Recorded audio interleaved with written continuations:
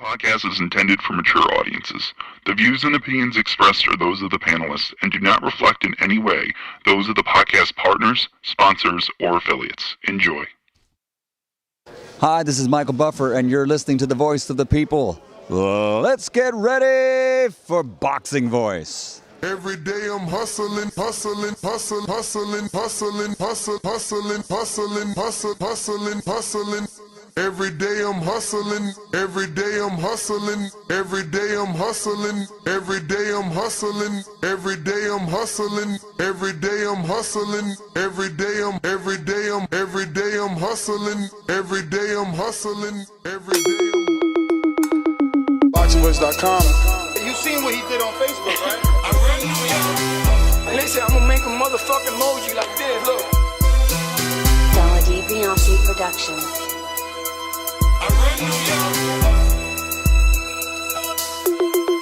BoxingVoice.com. All the guys want. I want what Mayweather got. I want what Mayweather got. You done bust your ass like Mayweather.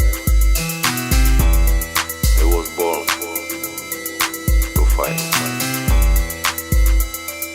My life has always been a fight. I sacrificed a lot to get to where I got to. You don't think you're being overly critical to a guy that took a body shot and didn't go down? There's no pressure. That's just my style. My style is to dominate. I want to get the guy. I want to stop the guy. You know, my motto is man down. BoxingVoice.com. Why you mad? I'm not saying the man can't take body shots. Wait for motherfucking March. We're gonna take this shit to the limit. BoxingVoice.com. What up, what up, what up, what up, what up? Welcome back, ladies and gentlemen. Welcome back to another edition of the Boxing Voice Radio. I am your host, Nesta Gibbs, joined alongside Ringwalk Danny, and we're back this morning to preview and predict Teofimo Lopez versus Jamaine Ortiz, my Dominican brethren, and we're going to double that with more Subriel Matias versus Liam Paro news, as we do have a little bit of an update, and we want to continue talking obviously the big fight in Puerto Rico, La Isla de Encanto. Hopefully Matchroom can sign Matias and we get this amazing union between, Subriel Matias and obviously Matchroom Boxing. And hopefully, we actually get to see him active and having a few fights. But what's going on, Danny? Buenos dias. Buenos dias. Top of the morning. How do I sound today? There's a bit of a clip there. I don't know what was that. Is there? Oh, it went away. Okay. Yeah, it was. Because I know yesterday towards the end we were having some issues, so I just want to make sure there's no issues today. Nah, you sound actually a lot clearer than yesterday. But I did send you the article, so just brush yourself up on there. There's a few things that obviously need to be said pertaining to the situation, both past and present, in terms of, them no longer being with PBC and, leaving the door open was some of the quotes. So just think that's important. Also want to shout out my man, Austin Trout. Everybody should, strive to have a friend like Ness. You see, I'm always supporting my friends. I always buy their merch. I don't wait for free shit. Shout out to my man Trout. You know what I'm saying? Staying alive. Ha, ha, ha, ha. Staying alive. I always wanted him to get that welterweight fight, man. Boxing did him dirty. And he was an Al Heyman guy. I don't know what ever happened that after, fighting all the tough Al Heyman fighters, he's on the outside having to do bare knuckle boxing. But fortunately for him, it's been working out. For sure. What do you want me to do? You want me to read this and translate it for you? I mean, you could just pick out the key things, right? There's some stuff there that I guess is a little, worth saying, right? I honestly just think it's easier for me to read it. Wow, all of that. Go for it, champ. You're the man. I just say that because you want me to read it, then summarize it for the people. You get what I'm saying? I'd rather just read it for the people, and then You got it, bro. So you're gonna read it in Spanish, then translate, or what? You mean? What you just gonna start I don't know, bro. This is the translate? whole fucking book. That's why I said like you brave taking on the whole story. I mean, it's gonna Like take right me. there, It's gonna take like me right there. 5 minutes to read it. I So, think right like, there. are you gonna take? Hold on. Are you gonna take the show over just so I can read it before I can, so I can summarize it for the people? Sure. I sent it before the show, but I think again you can just jump into certain things. Like look at right there where it says, "De hecho, su próximo compromiso podrá." I got you. Okay. Because that then it goes on to say it's like 90% done. If I'm understanding that right? Or you gonna make that clear for us? I mean, it's in bold, so it's obviously some of the important information. Mm-hmm. But it says, de hecho, su próximo compromiso podrá ser visto a través de la plataforma de transmisión DAZN, aseguró el promotor de Matías y Rodríguez, Juan Orengo, quien también apuntó que la pelea Matías-Paro está asegurada en un 90%. Y que el equipo del australiano ha aceptado todas las peticiones que le han hecho. So they're saying that for his next fight, there's a good chance the fight lands across the platform, the zone. And this is coming from the promoter of Matias, Juan Orengo, who also said that the Matias and Paro fight is 90% done, and that the team of the Australian fighter and Paro have accepted all petitions and terms that they have made. So the reason I wanted to bring this back up, obviously because this is information that we were not able to give to the people yesterday. Secondly, because like I told you, he gets a lot of engagement. That episode has more than 60 comments, I believe. People debating. Guess what's the debate in yesterday's show for Subriel Matias and Paro? What's the debate? Who ducked who? Who do you think they assume is ducking who? They being the commenters, the people that watch the videos. Yeah. No, I would have no idea, bro. Well, obviously, there's a fraction of people that believe Haney avoided Matias, and that's why Matias is fighting Paro. And then there's a fraction of people that believe Matias avoided Haney, and that's why he's fighting Paro. But what sounds more realistic to you as a dude that's been in this business? From what we know, and we'll have Panda on today at 9:45 to talk William Zepeda, but we'll have to slide this in. Do not let me forget it as an audience and as a co-host. I'm talking to y'all all because there is a misconception or we have a lack of information on the quote-unquote meeting that Bill Haney was supposed to have with Juan Orengo, the manager, promoter, whatever exact title of Matias he is. Now, I thought I remembered Panda being on this show and saying that Juan Orengo would call Bill Haney after the Arizona fight. On the internet, for some reason, that story has switched when it started here. The story started here. Okay, hold on, guys. They said, what's up with Discord? The story started here, Danny, and somehow that story switched from a phone call after the DAZN Arizona fight to Bill Haney was supposed to show up to Arizona for a meeting. So I don't know where the internet got that from, so we have to clarify that with Panda.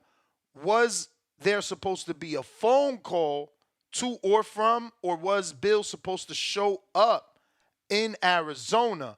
Because again, people are saying Haney avoided him, but Haney's free from fight.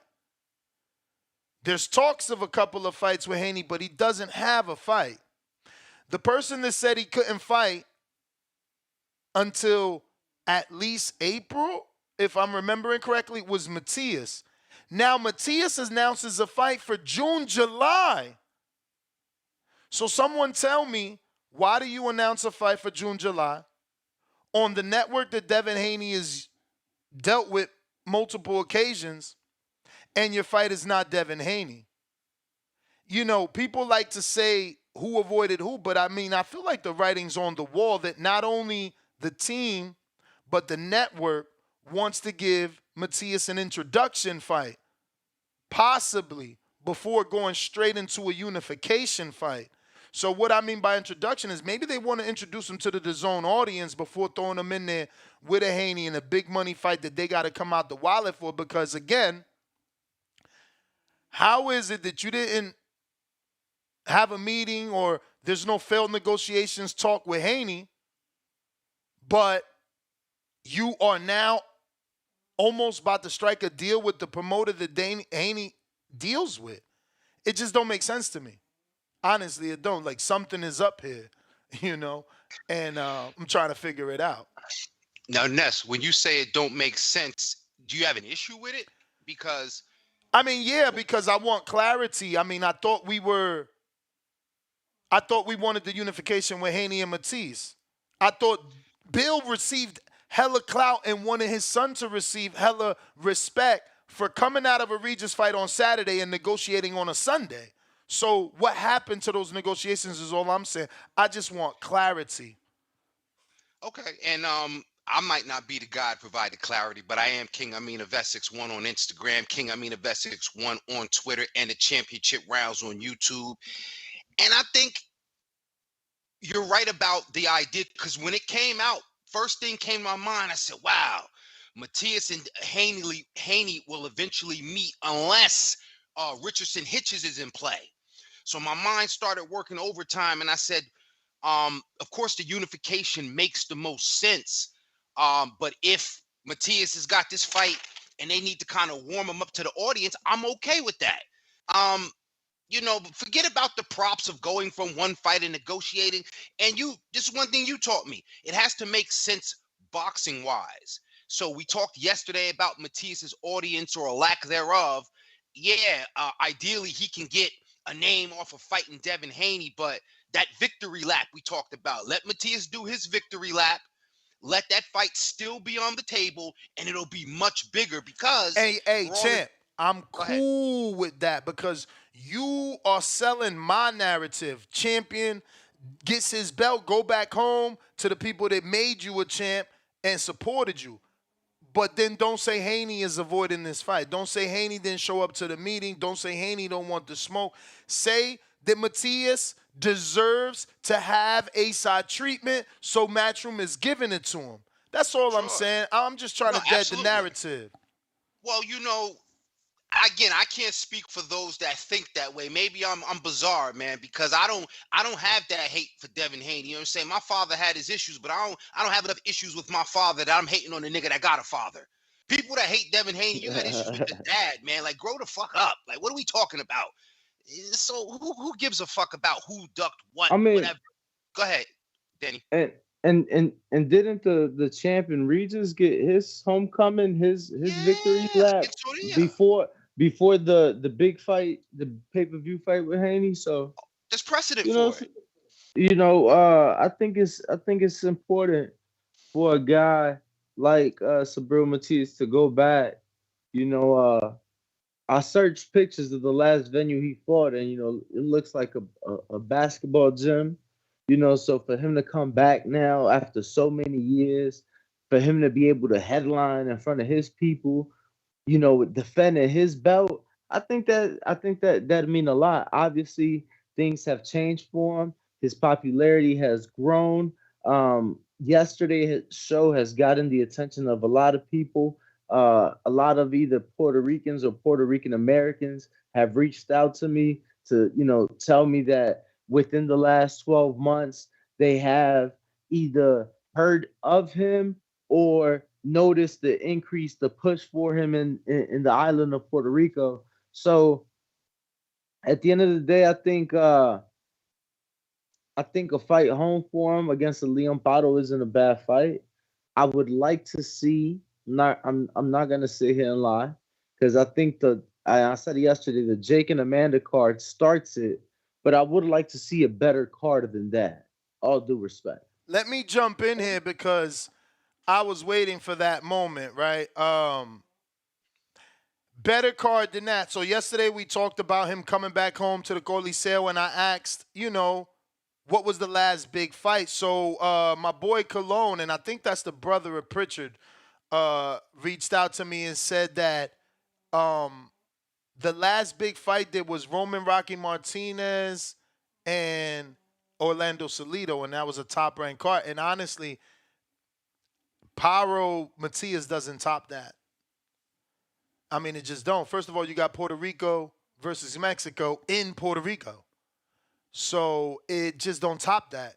It don't. Plus, Roman Rocky Martinez was a known fighter. I mean, he fought everybody from Salido to Mikey to others, And Salido is who Salido is, Not only did he beat Juanma in Puerto Rico, twice, he then beat Roman Rocky Martinez in Puerto Rico, and then goes on to beat fucking Loma to the cherry on top. Again, for the dudes that don't fucking know Salido because he got 13 losses, you bums, But, I feel like I don't know that that's going to be a big enough fight to overtake what last took place there 2015. But, like you said, they got to strengthen the card. So let's play that game.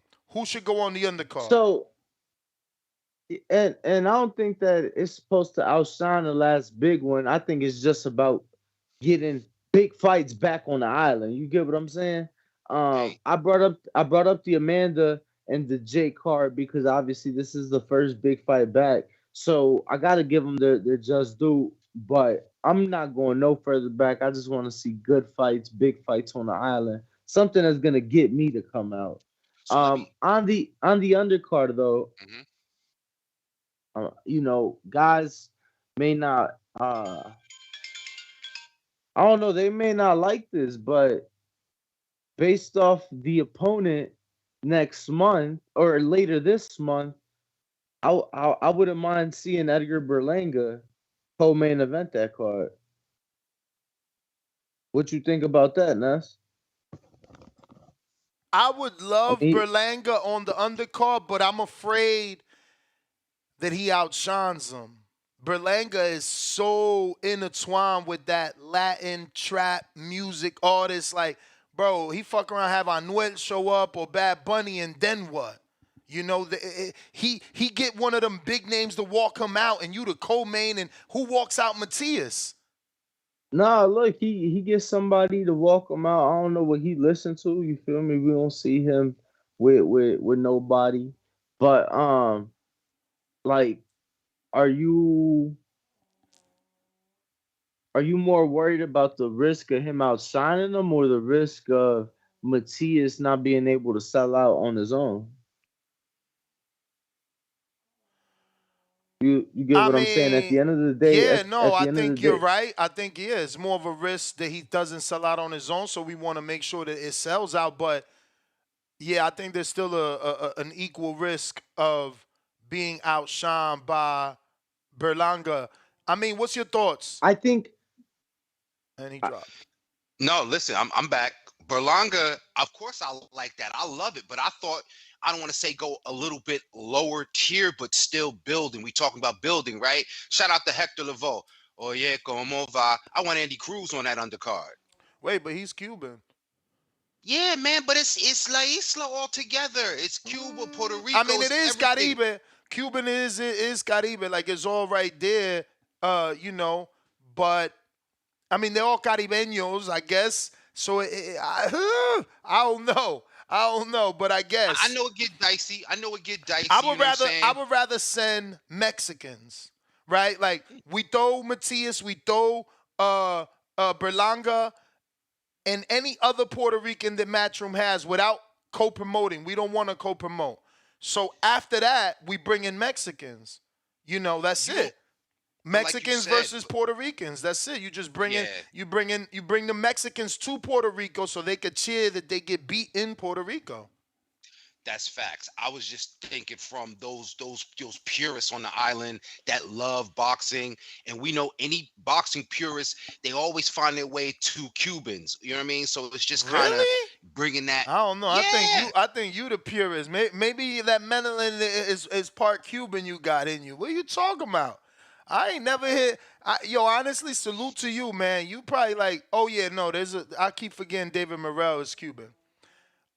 Because I barely hear fans talk about Cubans, you know. So salute to you and the David Morrell fans.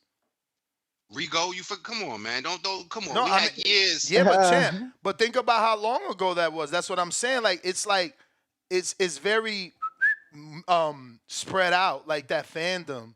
Like, you know, I was a Gamboa fan and a Rigo fan. I wasn't really a Casamayor fan, so it skips a couple years and shit. Like after Rigo and Gamboa, I was certainly a Laura fan. That whole crop of Cubans, but then that next Ugas. crop, I Ugas. wasn't. Don't forget about Ugas. I mean, he Come wasn't. on. He wasn't really with those guys. Ugas is more the Rocky story. You feel me? He made it from the bottom. Now he here. But from Cuba, nonetheless, and remember he was up in Jersey too for a minute. And Yeah. He was in Passaic. Now here we are with Andy Cruz. So every now and again, the boxing world finds itself back to a Cuban. I'm trying to tell you, man. Follow my recipe. Hey, listen. Yo, I guess. Are we what? Andy Cruz in the 10-round on the undercard. Y'all speak it, receive it, believe it. I love that.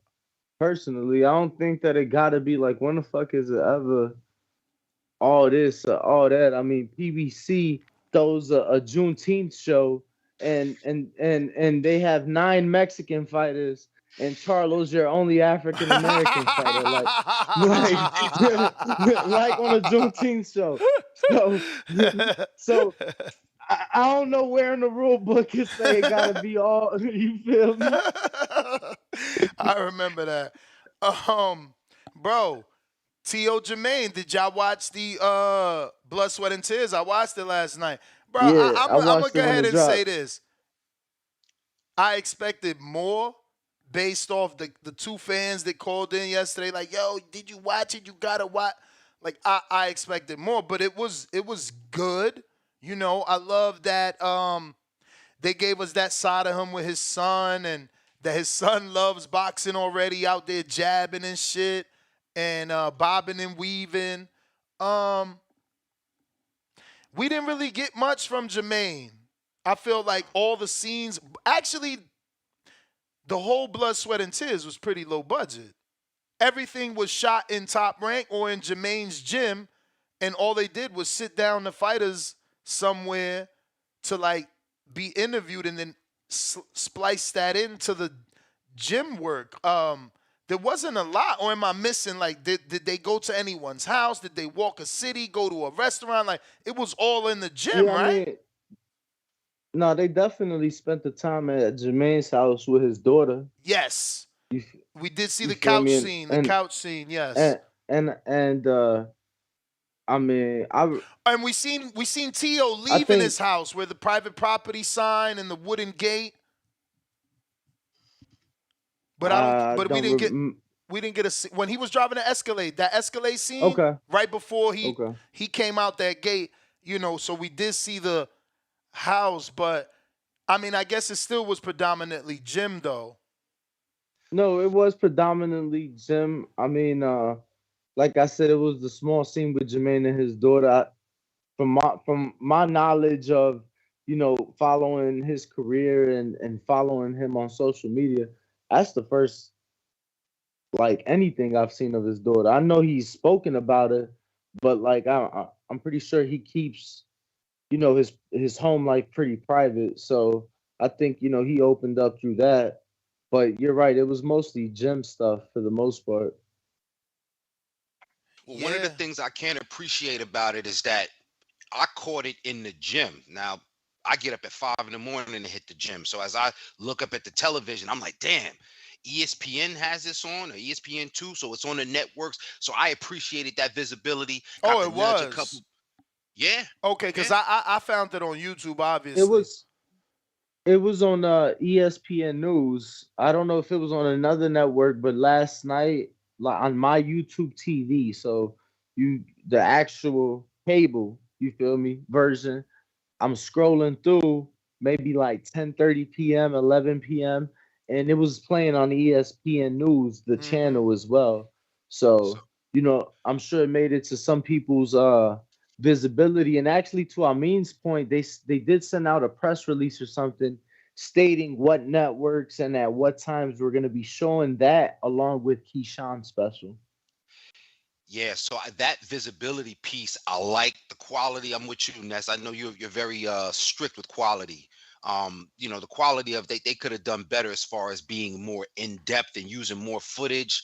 But is this like a part of a series, or is just kind of like a one shot, and they're just gonna keep relooping this one? So I know for some of the bigger fights, since they don't do many pay-per-views, they'll do the daily videos, but I haven't seen anything. I was looking for something last night. It might come out this morning, but usually they'll do the daily videos, like a 5 6 minute video of fight week. You know what I'm saying? So yesterday was the media workout, which I was in attendance for, but that's what I'm looking for. I'm expecting them to do something along those lines. What I did enjoy is that they made him touch back on the "Do I still have it" moment, and he's flip flopped a bit on this, right? Like first it was truly "Do I still have it?" Then it was "No, I did that to spice Marketing. things up and market myself," and now this was more real to me, and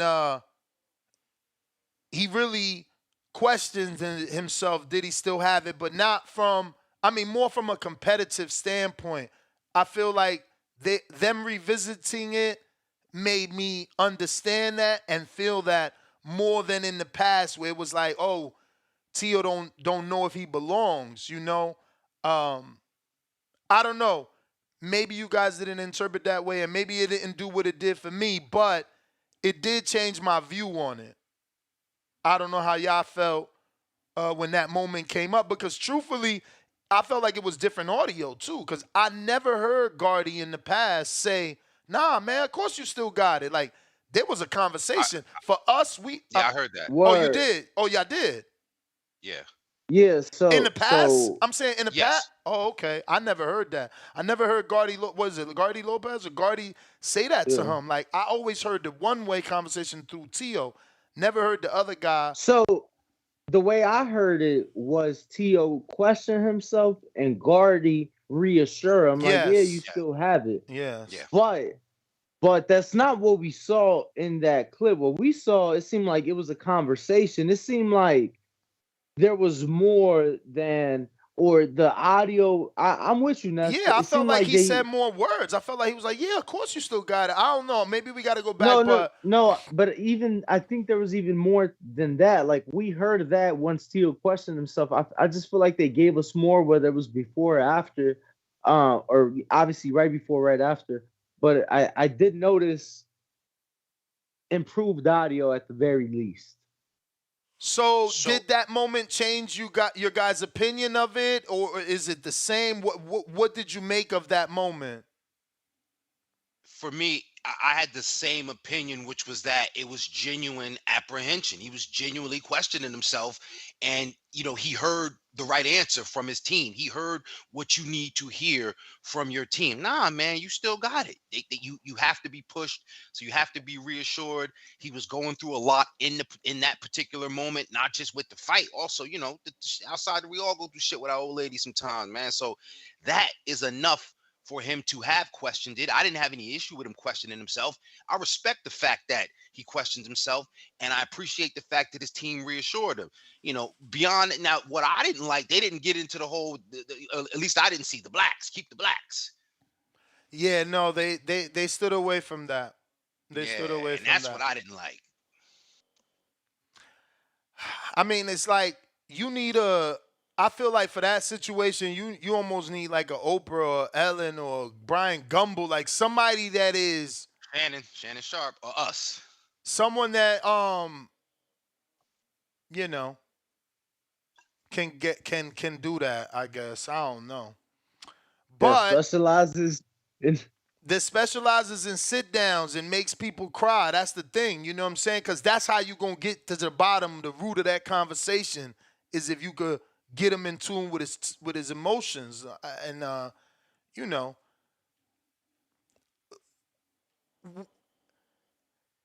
this Yo, community he just is did. Hold split on. different on that. Like there are people that don't mind what Tio said, and there are people that are bothered by what Tio said in this community. So I don't know that we would be the right people to get it out of him.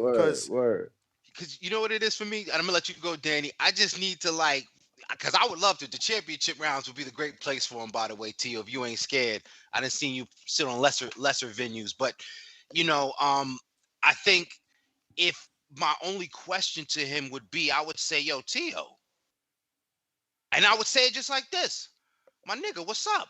Like, how you really feel about that? Because there's some times in your life where you lean into our culture, you lean into the blacks, but then in your business sense or for whatever reason, and I could respect that, like I could respect Trump on certain things. Like, I don't have an issue. I'm not that sensitive, but I need to sit you in the eye, sit you down, and say, my nigga, what's up?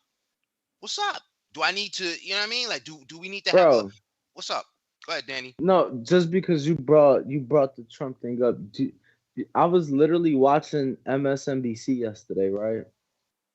They brought up a Theo Von and Sexy Red video. Yes, on MSNBC. They're talking about the upcoming election. And they're saying, they're using Sexy Red's words of her saying that they love him in the hood, bring him back. Because, he had the stimulus popping and this and that. And I'm like, I thought Trump was against the stimulus. Y'all forgot? But don't get me wrong, you know what I'm saying? But the fact that they was using Sexy Red and Theo Von, it blew my mind. Yeah. It blew my mind. I liked the part. I liked the part that his father, Tio Sr., said, that this was the happiest he's seen his son. I think we saw less of Senior, at least in the video. Like, he was there, but he wasn't really in the camera. Yesterday at the workout, he kind of stood back. I saw Tio wave him over, telling him to come in. It almost seemed like he had to tell him a few times, like his father was trying to like stay back. I don't know. Yeah, purposely let the spotlight be on him though. No, I mean that's what fathers got to do, man. They gotta be there to shield, and they gotta know when to step back. Like think about it. A lot of these kids went through that. Like Angel was Danny's mouthpiece, Garcia's for a long time until Danny Swift truly became Danny Swift. Same thing for Sean. Ken was his mouthpiece for a minute till Sean became who Sean is. Now look at Sean, my man, commentating on every platform, every network. It be like that sometimes. Yo, that face off with Jamaine and Tio from back in the day, how that's 2015 and they look like that, bro? Wasn't that crazy to y'all to see them in the amateurs facing off looking so goddamn young? It was crazy. That was 2015, bro. Look at Tio's nose, bro. Yo, Tio grew into that nose. Let's be real. No, I'm going to be real. Like, they was fucking with him in school. Like, for real. He was Toucan Sam in school. Follow my nose. Like, what the fuck? Shout out to Jamaine, bro. He had the straight Dominican Brooklyn.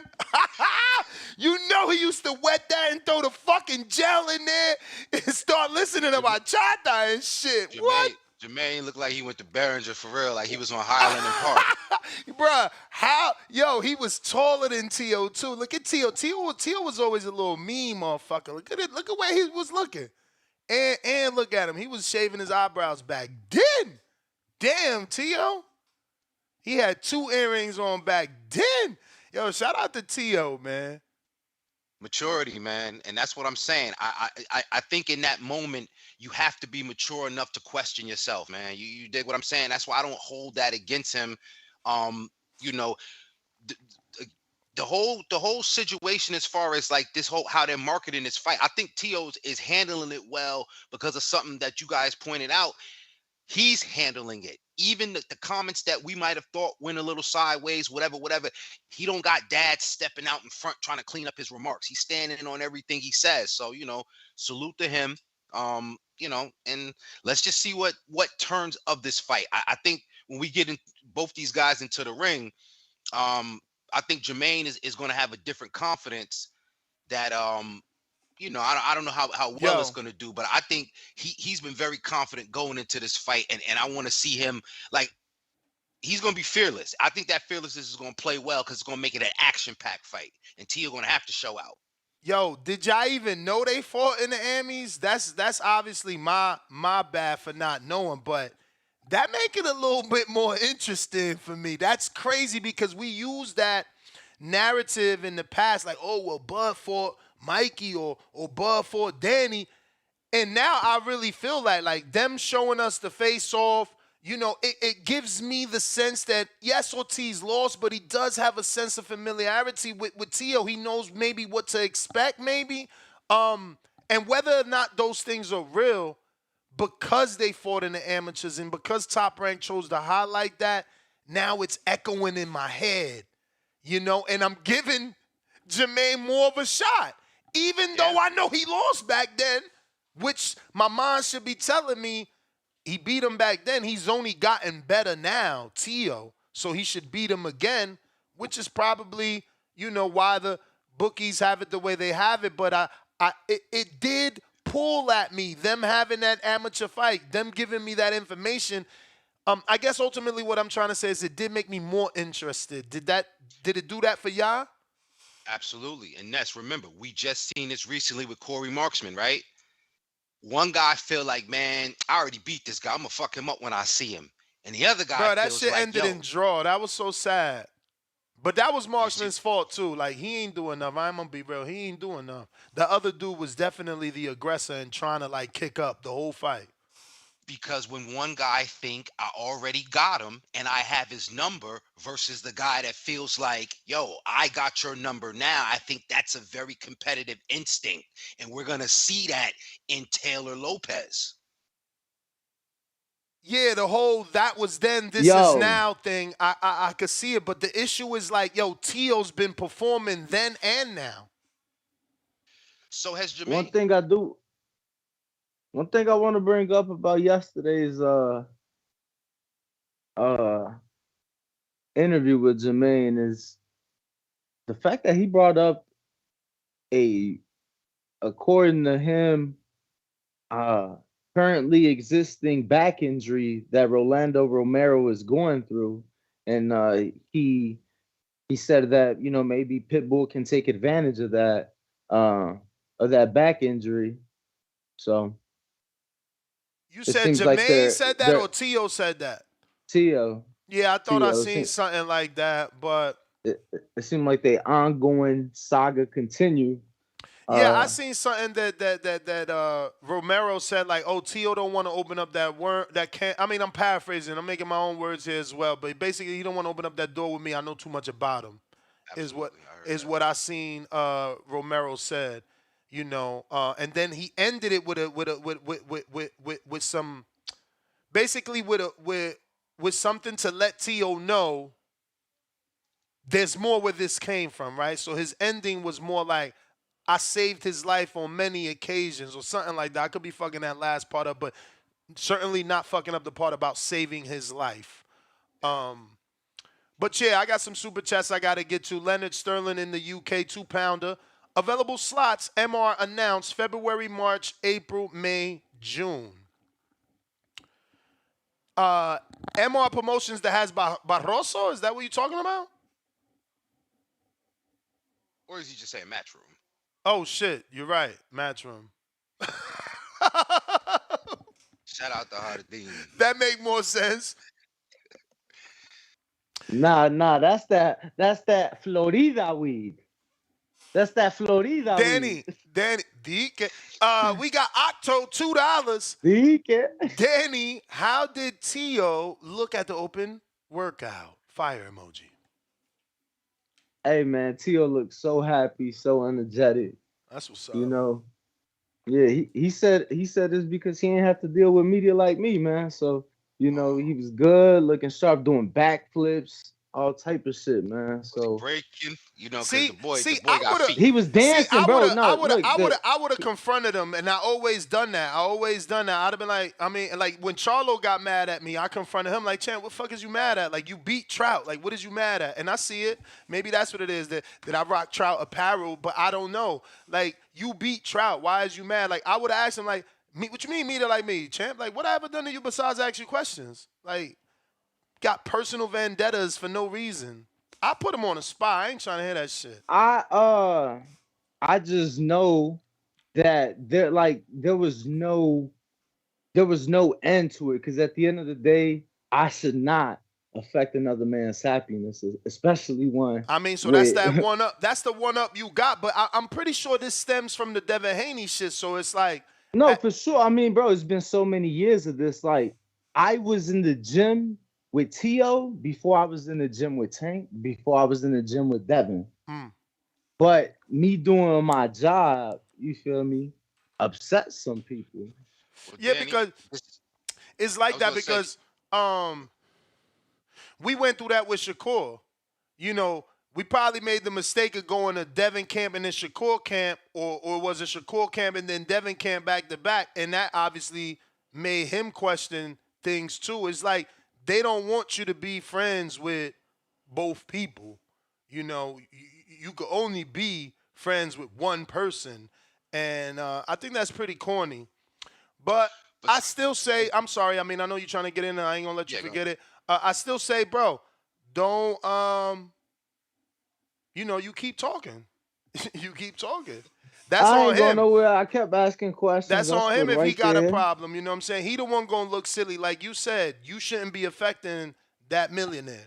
You feel me? Hey, my pearly whites wasn't showing no less, no more. You feel me? When he said that, like, at the end of the day, he got a big fight Thursday night. You feel me?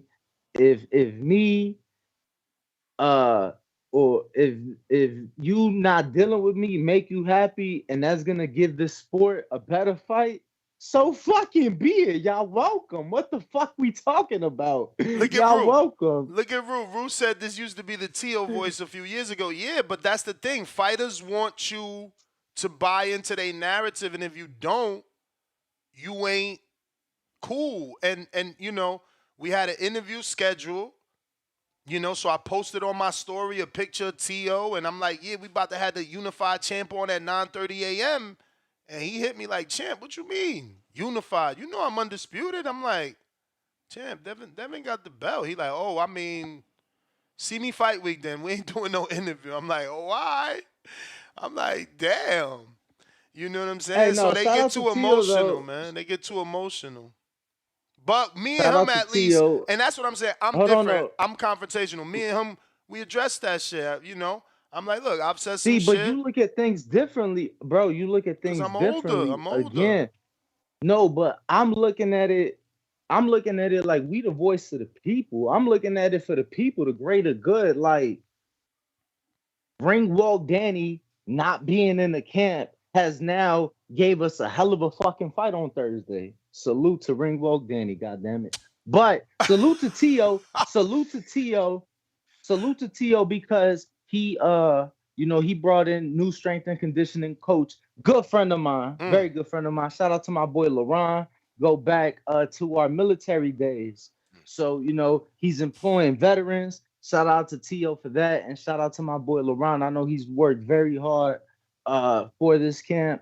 So you know, I'm expecting fireworks Thursday. I know Jamaine's worked very hard for this camp. I'm expecting fireworks Thursday. I'm very excited, very happy with, you know, the build up. A lot of people were stopping through. Yesterday was Super Bowl Media Day. So Mandalay Bay is where the hotel, the host hotel and casino for Teofimo Lopez, Jamaine Ortiz. That hotel is the closest you could park to the stadium. So everybody had to park at Mandalay, then walk across the bridge to get to the stadium. So, they were getting all that foot traffic because it's literally right by the stadium walkway. They was getting all that foot traffic of people heading to the stadium, stopping by. I think that they'll get a lot of walk-ups, people finding just shit to do, Super Bowl weekend, and it should be a good night of fights Thursday. Don't forget that you got to hit that thumbs up button so we could go ahead and unlock the live chat right now. We're on members only mode. That is exactly what we do every day. So let this be a daily reminder. Until we get to that goal of 500, we do not unlock that live chat. This is part of the article. Shout out to Danny, man. And I don't mean Ringwalk, even though we shouting you out when, we need to. But right now we shout out the other Danny from Twitter. Because this is some of the stuff we didn't read in the article. This is what we do because it was a lot of article, but he broke it down in pictures, which makes it so much better. So this is what PBC offered Subriel Matias and Top Rank, and that was the funniest part of this story. How is Top Rank offering you Steve Claggett from Canada, bro? But again, think about it. It's like, yo, here's your Steve Claggett hometown fight. But I don't think it was, Danny, skim through the story. I don't know that it was Top Rank was offering the Puerto Rico fight. I think that's why Matchroom is the most. I think Matchroom is the most viable because they willing to go to Puerto Rico. But Top Rank is offering my man Steve Claggett and Teo next, though. But no guarantee on Teo Lopez. That wouldn't be in the contract. They could not guarantee Teo. That was part Steve of the. Claggett that would have been in Canada, probably. It would have been in Montreal, probably. Oh, my God. Don't do that. How you going to send. I'm serious. Why would you send Matias to his home country? This dude's been losing all his life. I get that he's a draw out there. I watch him fight. And he just picked up another win. He stayed winning on that C level. But Top Rank could not guarantee Teo. They could not guarantee Teo in the contract. And again, remember, this would have been Top Rank's second contract with Subriel Matias. So PBC, them fuckers, they wanted Matias to move up. Now, shout out to, I'm drawing a blank. Who's the dude that always calls in for Mark Muchar? Mark Muchar, he'd be like, hey, what's up, Ness? Suleiman. Shout out to Suleiman. Remember Suleiman said on this show over and over, and we laughed at him. He's like, yo, Matias just needs to move up and fight Boots Duran Ennis. He don't need there's no reason for him to stay there. Nobody want to fight him. Just move up. Those are 2 power punches. And we used to laugh. Not PBC. They offered Matias Boots. And guess who else? Emantis Stanionis. Eat your heart out, Brandon Lenz. Bro, PBC, with all the 40-pounders they got over there, this is what they offer. Two, they trying to get them beat. 2 welterweights? Boots Ennis is the first fight? Lord have mercy. Russell. No Gary Russell. No Elvis Rodriguez, who's Dominican. We could have took him to Puerto Rico and really had a fucking party. Puerto Rico DR, that's a rivalry? Man, what the fuck? No thank you, Al Heyman. No thank you, Al Heyman. So Matchroom is offering Liam Paro homecoming fight in a multi-fight deal. And, those are other possible names he could fight because these are the guys that are with Matchroom, which is Dalton Smith, Richardson Hitchens, Jack Catterall, Regis Prograis. Look, don't think they can't slide in a Chon Zepeda on a Puerto Rico versus Mexico. If the kid really proves to be a draw in his hometown, just ship a Mexican over there. Because when Juanma was a draw in Puerto Rico, that's what they did with Top Rank. They shipped Mexicans over to Puerto Rico and let Juanma do his damn thing.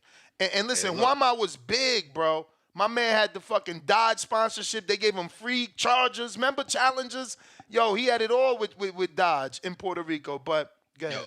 Slip into Chon Zepeda, right? Yeah, I said that. And then but I'm saying do these for Chon Zepeda and then Regis. Yeah, Regis is on there. He's a possibility. And Regis himself tweeted out 3 times, so it ain't like Matchroom ain't already, yo, we about to sign this kid. You willing? Yeah, I'm willing. I want to be 3 times. Feel me? He not afraid. And Richardson Hitchens, people hating on him, but he said he don't like the rehydration clause, but he not the one pulled out the eliminator. That was y'all boy Jack Catterall pulled out the eliminator. Hitchens is fighting Gustavo Limon under the IBF eliminator, so he don't care about no 10-pound rehydration clause. It don't look that way. He's still fighting in the IBF. But there goes your deals. Once again, Top Rank only offered Claggett guarantee fight, no guarantee on Tio or anyone else. PBC offered only Boots and Stanionis. That is so sad. Honestly, I'm shocked. They really didn't want him. They obviously didn't want him. Like, why do you want a dude that didn't fight anybody at 40 to immediately move up and fight Boots? Crazy. Maybe the Stanionis fight because he coming over like a 36-month layoff, but he's still a natural welterweight too. You know what I'm saying? Yeah, the Matchroom fight only looks better because let's be real, they are offering Matias a bigger name than anything there other than the no guarantee Tio. Like, Tio is the biggest name, then comes Boots, then comes Regis. So it is in order. Top Rank's offer, it ain't good because there's no guarantee on Tio, and he's already been on that side of the street. They already had Matias and didn't do nothing with him. So I could see why Matias doesn't want to go back over there. They don't want to guarantee you Tio, and you've been there and they ain't make you a star. They ain't take you to Puerto Rico. They ain't make you priority. Now, is there anybody else over there besides Tio that's worth it at 140 for Top Rank? Shit, Danny, you up? I don't know. You said anybody at 140 at Top Rank that Matias could have fought besides Tio. Say he took the Top Rank deal. Say he took the Top Rank deal, went up to Montreal. Shout out to Eye of the Tiger Promotions. He went up there, fought in Montreal on a Wednesday or Thursday night, right? And then they would have said, "Okay, we can't get you to Tio. This is we can't. I'm Matias. I'm sorry, we can't get you to Tio fight. But I talked to Todd, and we've got somebody. Todd, who you got for us?" That's your Bob Arum? Danny, you're Todd. Well, Bob, after Keyshawn gets through with Pedraza, we bring the sniper back to 40 and feed him to Matias. It's a great fight. In Puerto Rico. Yeah, passing of the torch in Puerto Rico. Fight. Now I can see that from a Top Rank standpoint, but honestly, that's a bad fight. I wouldn't want that at this point. What are you talking about? No, not after losing to Keyshawn. That would be, you know what I mean? Like, yeah, no, it's terrible. It's terrible. After losing to Keyshawn, if they scrap the Keyshawn fight, then maybe. But nah, not after losing to Keyshawn, man. Let me retweet my man shit. This was dope. Shout out Danny, man. I love the way you put that together. That certainly brought massive clarity to that article, bro. Now is Sandor Martin over in play over at Matchroom? He's at Top Rank. He signed the Top Rank. But that's not a big name. Like, if you Matias, you know what I'm saying? Like, do I sign a Top Rank just to fight Sandor and they ain't even talking about Puerto Rico? At least Matchroom talking Puerto Rico. That's the thing. Like, you got to give a guy what he want. It's what he want. Maybe y'all don't like it, but that's what he want. He want to fight in front of his home country.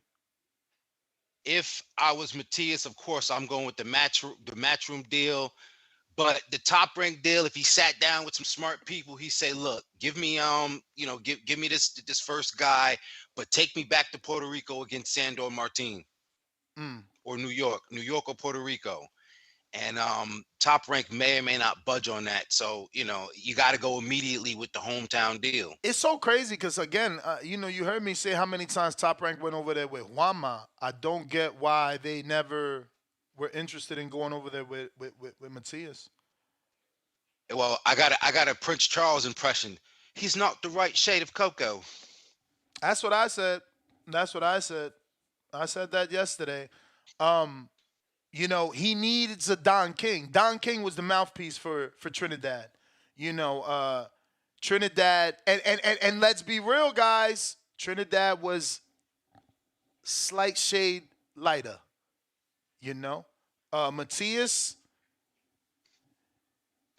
like I said yesterday, he's brothers without mean. You feel me? So you gotta market him, man. You gotta market him. They not doing a good job. The fact that they not talking about his body or his KO ratio as the marketing, but they did with Berlanga, and they slightly do with Archer Better Beef. And it's not a color thing either, because they don't do it with Virgil. He's fucking Mexican. Every graphic image of Virgil should have 100% knockout ratio on it.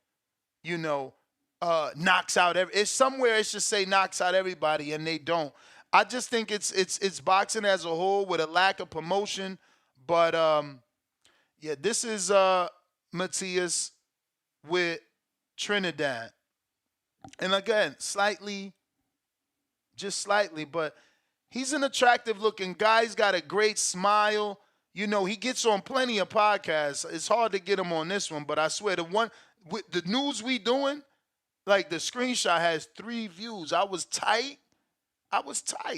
People spreading it around, and it's like the podcast he was on, when they start spreading it around, it had 3 people watching it live at the time, and I'm like, why you keep doing this to me, fams? Like, why you be on everybody's shit but this one?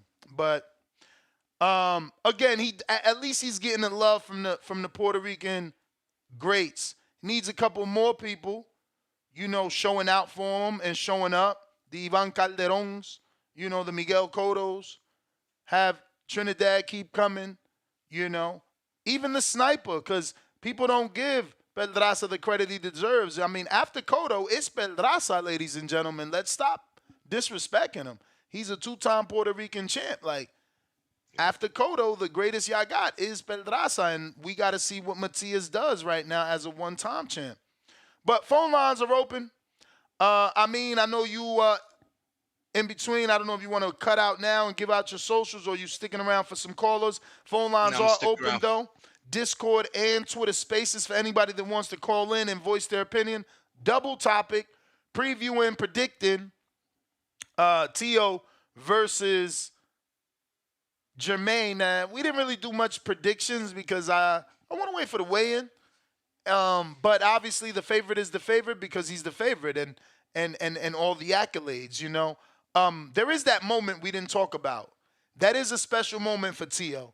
I mean, if you're like a purist of this sport, you got to understand that that's a special moment for Teo to have Roy Jones calling him the best because he's beat the best in 2 divisions. And obviously he received it that way. Did you guys see that scene? No, I didn't catch that one.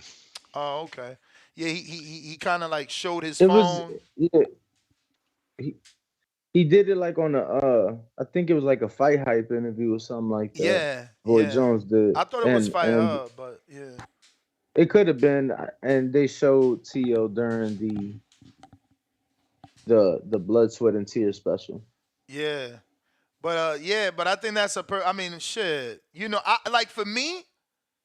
For me, like I always think, that this is like amazing for me. Where is it? Because this is real. Hi, this is Michael Buffer, and you're listening to the Voice of the People. Let's get ready for Boxing Voice. Like, that's real, my man charges for drops. Nah. You know what I'm saying? No, like, he legit understand. charges for drops. That's iconic. No, I'm telling you, excuse me, Michael Buffer, I called him his brother. Michael Buffer charges for drops. The fact that he did that for me for free, and when he did it, I listened to the show. I'm a fan. Of course I'll do it. I was blown away.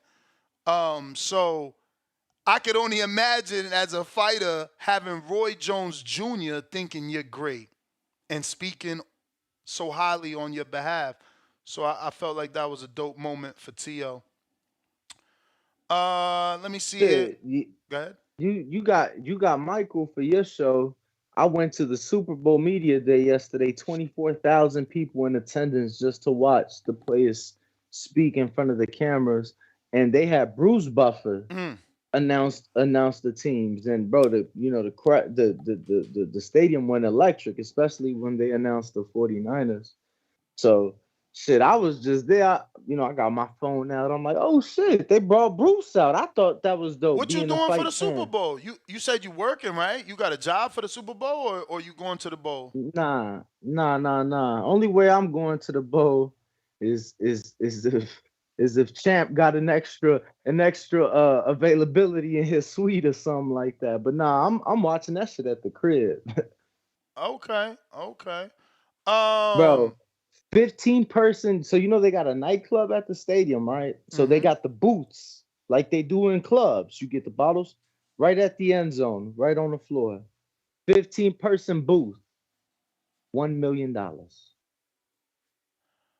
I'm hoping my interview with Panda is Mexico time because we are far past 9:45, and I sent them the link, so I'm assuming it's Mexico time, so it'll be 10:45 because he's in the mountains. Yeah, I was gonna say 9:45 Mexico time is in 30 minutes. Yeah, that's what I'm saying. I'm assuming that's what happened since he ain't jump in yet. Where they at? Yeah. Leonard, you was about to say something, I mean? Yeah, I was gonna say before you open up the phone lines, man, let me just let everybody know where they can find me. King Amin of Essex 1 on Instagram, King Amin of Essex 1 on Twitter, Championship Rounds on YouTube. Fellas, I'm about to go hit the gym, go get some more cannabis. Okay. Appreciate you guys letting me do my thing. Damn, and two training sessions in one day? Yo, man, I'm working on something, man. I'm working on something. Yo,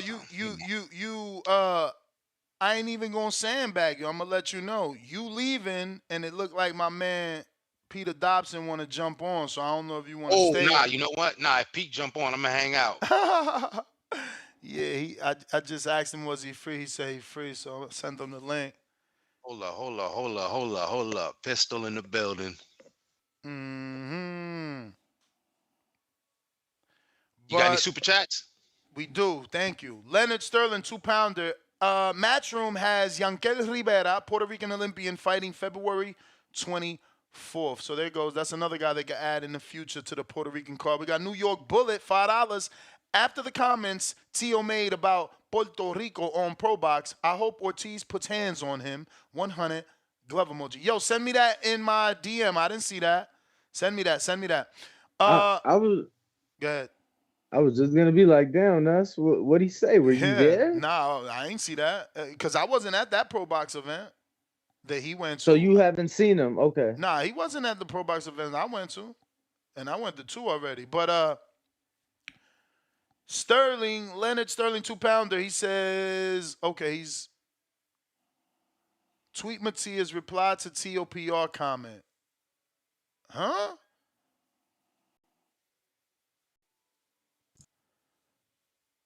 Pistol. Oh shit, he dropped off.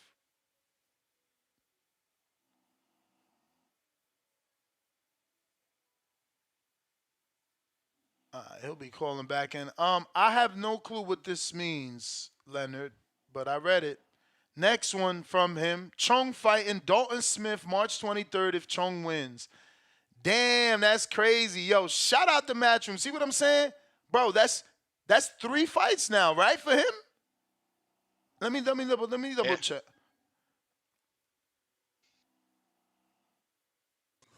Pete, what up?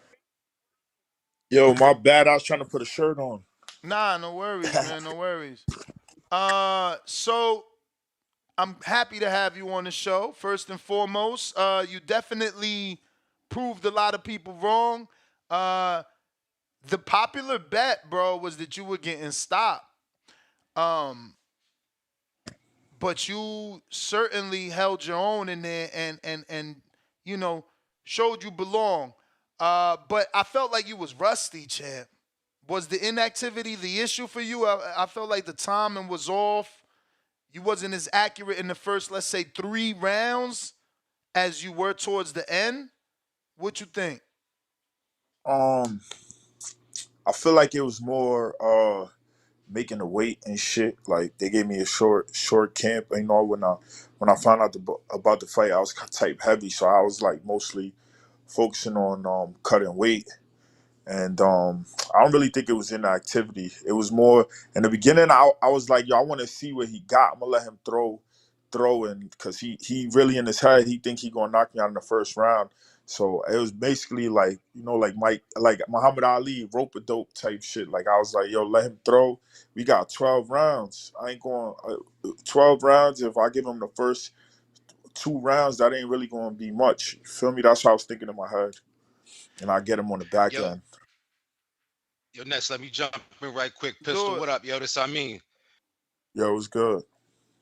Yo, you know, first thing, I know you ain't see it yet because I know you've been checking everything on socials, but the first thing I told all these cats, I said, I done watched more than enough UK so-and-sos. Everybody was talking real crazy. I said, yo, all this shit, Pistol done fucking been through the ranks, been through the ringer, and I just want to say it here live on the air. I appreciate what you did. Very, very proud of you, champ. Excellent job. Excellent job. Thank you. I feel like if I'd have had a longer camp, I would I feel like I would have stopped him. I feel like I heard him, I could see it in the ring, and he was just, they said I was in survival mode. He was just throwing. Like when I would hit him with some shit, he'll just close his eyes and throw combinations. You feel me? Like that, to me, that's more survival mode. Me, I was fighting smart. You understand what I'm saying?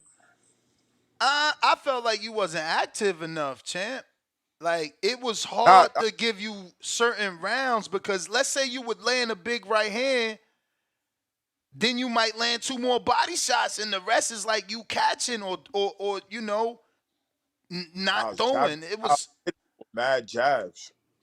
OD. I was just watching the fight before I got on the line with you. And I like when I first watched it, I had it probably 6-6. But now I'm rewatching it again. Like a lot of his punches was not landing. They like wow, 6-6? Yeah, 6-6. So look, if you watch it from the third, I feel like I won the third. I was just watching it again before I gave him the third. But if you look at the commentator, they SMDing so much. I mean, because I don't even listen with the volume on.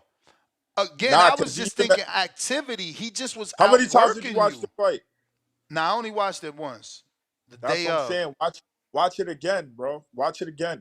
I just finished watching it because at first I was like, even in the ring, I could feel like by the 4th round, he wasn't the same no more. He was just throwing just to throw. You understand what I'm saying? Like he was throwing like just to stay busy.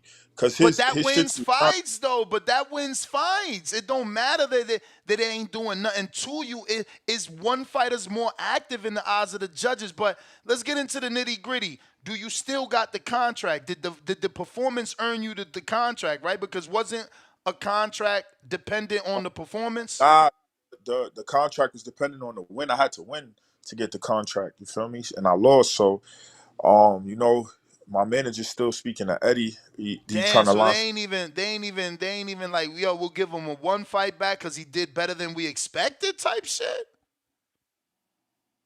I don't know. My manager told me like he getting a lot of phone calls, so I don't know who he's getting them from, but I know that. Who's your manager? Ryan Ricky.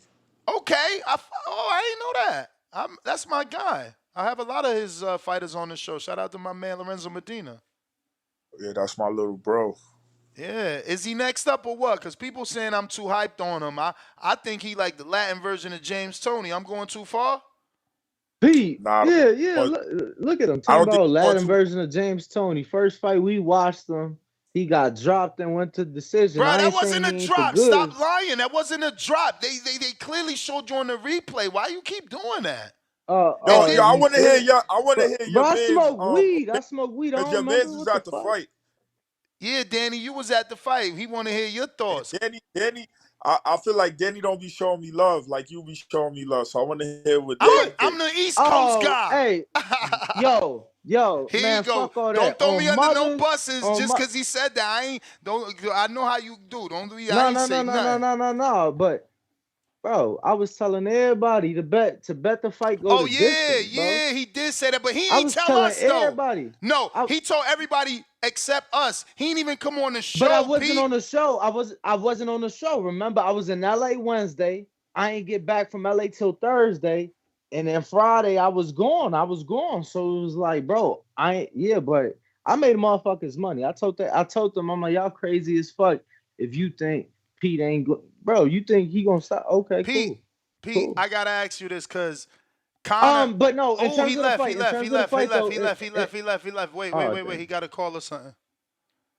Yo, Shit. my Oh, bad. Somebody from the Dominican Republic was calling me. I don't know who the fuck that was. damn. We got shorties in the Dominican Republic. Listen, I gotta ask because they made it public. Connor's morning weight. He was 170. Bro, you look extremely bigger than him. Like your chest was bigger, your traps was bigger, your shoulders, your bicep, everything looked bigger. How much did you weigh, bro? I weigh like 66, Get the 166. fuck out of here. Come on, Pete. Knock it I'm, off. I'm dead ass. I weigh My 166. dude, Pete, I'm gonna show you he tried to this. tell me, because he asked me the same shit. He like, yo, what you think Pete weighed? I said, I don't know. He like, man, he looked about 85 on TV. I said, damn. Bro, if Connor weighed 170 think about it, Pete. Nigga, Connor, I probably weigh 168 look right at now. this. Look at this. You can see this. You can see this, Pete. Look at this. Bro, look at you and look at him. You know Look what at it you is? and I look got at skinny him. ass legs. But I got skinny legs. He probably got no homo thick legs. Feel me? My bro, I look mean, at your pause, my upper bad. body. Look at your upper body compared. Like I swear to God, 10 years from now, they gonna say he was fighting. It was David and Goliath. Look how big you look right there. You can't see that. Let me zoom in a bit more. Not bad. Look Nah, at that. I see it. I look, but look, you can't see our lower body. You know, some people have thick ass legs. No homo. Pause. So, champ, does he have power? Because Yeah. after last one, and I'll shut up. Does he have power? Because after your fight, they like, oh look, it was the PEDs. He ain't got no power. I'm like, man, Pete looked at big as fuck. Pete was a cruiserweight in there. Of course, he ain't gonna fucking have no power versus a cruiserweight. You looked at humongous to me, not fat. Yeah, I'm I'm talking telling you, about big. 100%, 100%. He froze up. In my camp, I was 160. Then after the fight, Start over, Pete. You froze up. You said 100% I ain't what? weigh myself before the fight, but I know I don't 100%. I wasn't no. I'm telling you, the highest I go in weight is probably 170. Even when I'm out of camp, when I'm not training, it's probably 170. I don't go higher than that. So I'm telling you, I was like 166 the day of the fight. But he got power. He don't got no power I never felt before. Like, you know, sometimes there's dudes in the gym that got power that's like, yo, I don't want to get hit by him again. If he hit me again, I'm not getting hit by him. You feel me? It was more like I ain't want to get caught on some shit I ain't see punches. You feel me? I seen all his punches. Like I said, he's green. He's green. If I would, even though he beat me, he's green like talent and skill wise. Like if he's more like of a strong, athletic dude. You feel me? If I'd have been in better condition, because realistically, every time he threw his right hand, I seen him do it because he kept ducking to the right. He wasn't counter punching. He couldn't counter punch me. Bro, why you ain't making an adjustment? I ain't gonna be nice on you. Why you ain't make this dude? He was telegraphing that right hand all night, and you seen that's all he was throwing. I don't even think he was throwing a hook after the right. Like, why you Nah, didn't make the the only thing he was adjustment? catching me with was the hook. The only thing he was catching me with was the hook. He was catching me with the hook. That's why my right eye's a little fucked up. Shit, that left eye look more swollen than that right eye, champ. But yo, Pete, This one? Yeah. I ain't gonna hold you, Pete. I ain't even scored a fight because I knew I was gonna be biased. But what I can say, I think the speed. Do you think the speed was more of a difference than the power? Because I thought he was just getting off shots a little bit quicker, and then you caught his timing by the fourth round. So I think it was the speed. What do you say to that? Um, He's not that fast. He's not that fast, and he telegraphs all his punches. He's strong though. He's strong. He got power. He's strong, and he's not slow, but he's not like you see his punches coming. I don't feel like I said, man. I cut a lot of weight to make this fight, and I feel like that had to do with it. You know, that had to do with me being so slow. Yeah, I mean, you did. You looked a little slow. I thought it was going. I thought it was the inactivity. You know what I'm saying? I felt like you couldn't get your time in because of that. Were you getting no the cap. I sparring? want you to watch the fight, huh? Were you able to get enough sparring? Yeah, I did 12 rounds like 5 times with like different dudes. Like not with one dude. Like I was probably like 2 dudes, 6 and 6 or 6-6. Yeah, like 6 and 6. I did it like maybe like 5 times. So the I mean, sparring was good. regardless, man. Regardless, at this point, I really ain't do but I really ain't do no strength and conditioning like I usually. Cause why I though? had, Why didn't you take like why was no, weight an look, issue? Why was any of this an issue when guys, this the biggest fight of your life and they gave you a lot of time? man, I'm gonna tell you why. Cause look, when I got the fight, I went to Florida, right? And my trainer went to Spain for a week. So I'm out in Florida. Then I got a new strength and conditioning coach, and I don't have the strength and conditioning coach's number. He is through my trainer, so I can't even speak to him. So that whole week gets wasted of no strength and conditioning and no like I ain't trained. I just sparred. So And you ain't do nothing on your own? You couldn't WhatsApp the motherfucker to find out like a no, that's what I'm routine? saying. I did it. Damn, he got a call again.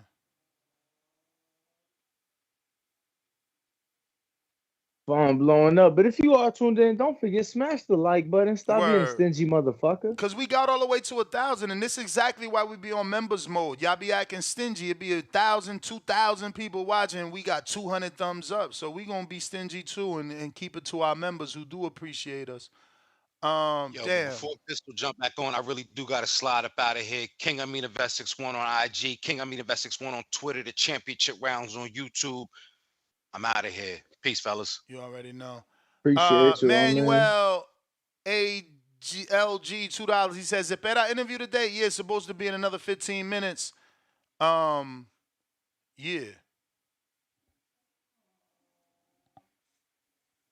Yo, I don't know how Twitter be doing that. Shout out to Tip that told me. He said Twitter cut out again.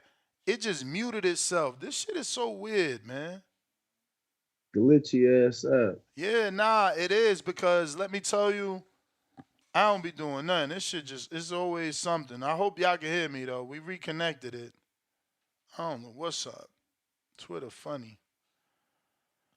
All right, phone lines is open. If anybody wants to call in, now is the time because it looks like Pistol's phone probably died or he getting mad phone calls. I don't know. Discord, Big Gucci Nick. What it do?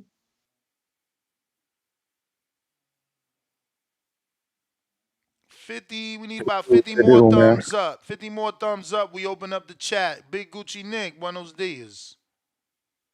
Yes, sir. Everybody smash that like and subscribe, man. Shout out to Pete Dobson, man. I didn't have him winning, but I did have Connor stopping him, which he was able to go all 12. So shout out to him, man. He looked like he wasn't really in serious trouble in that fight, man. I feel like if he did fix the things that he was talking about, man, if everything was set in the right place, he had a proper training camp, he would have given Connor a tougher fight. I don't know if he would have won that fight, man, but I think he would have made it a closer fight than what it was, man. So shout out to him. Big Gucci, I get right back to you. That's him. He back. All right, bet. All right. Champ, you back. Yo, my bad, my phone died. Nah. So look, niggas gotta understand that I work a real day job, bro. I got a kid. I live in New York. Shit is expensive. So it's like, bro, I wasn't even boxing. Like when they called me for that fight, I was like not even boxing. I fought in Russia, but I didn't even train for that shit. I Yo, didn't but that go fight in running one Russia, time or spar.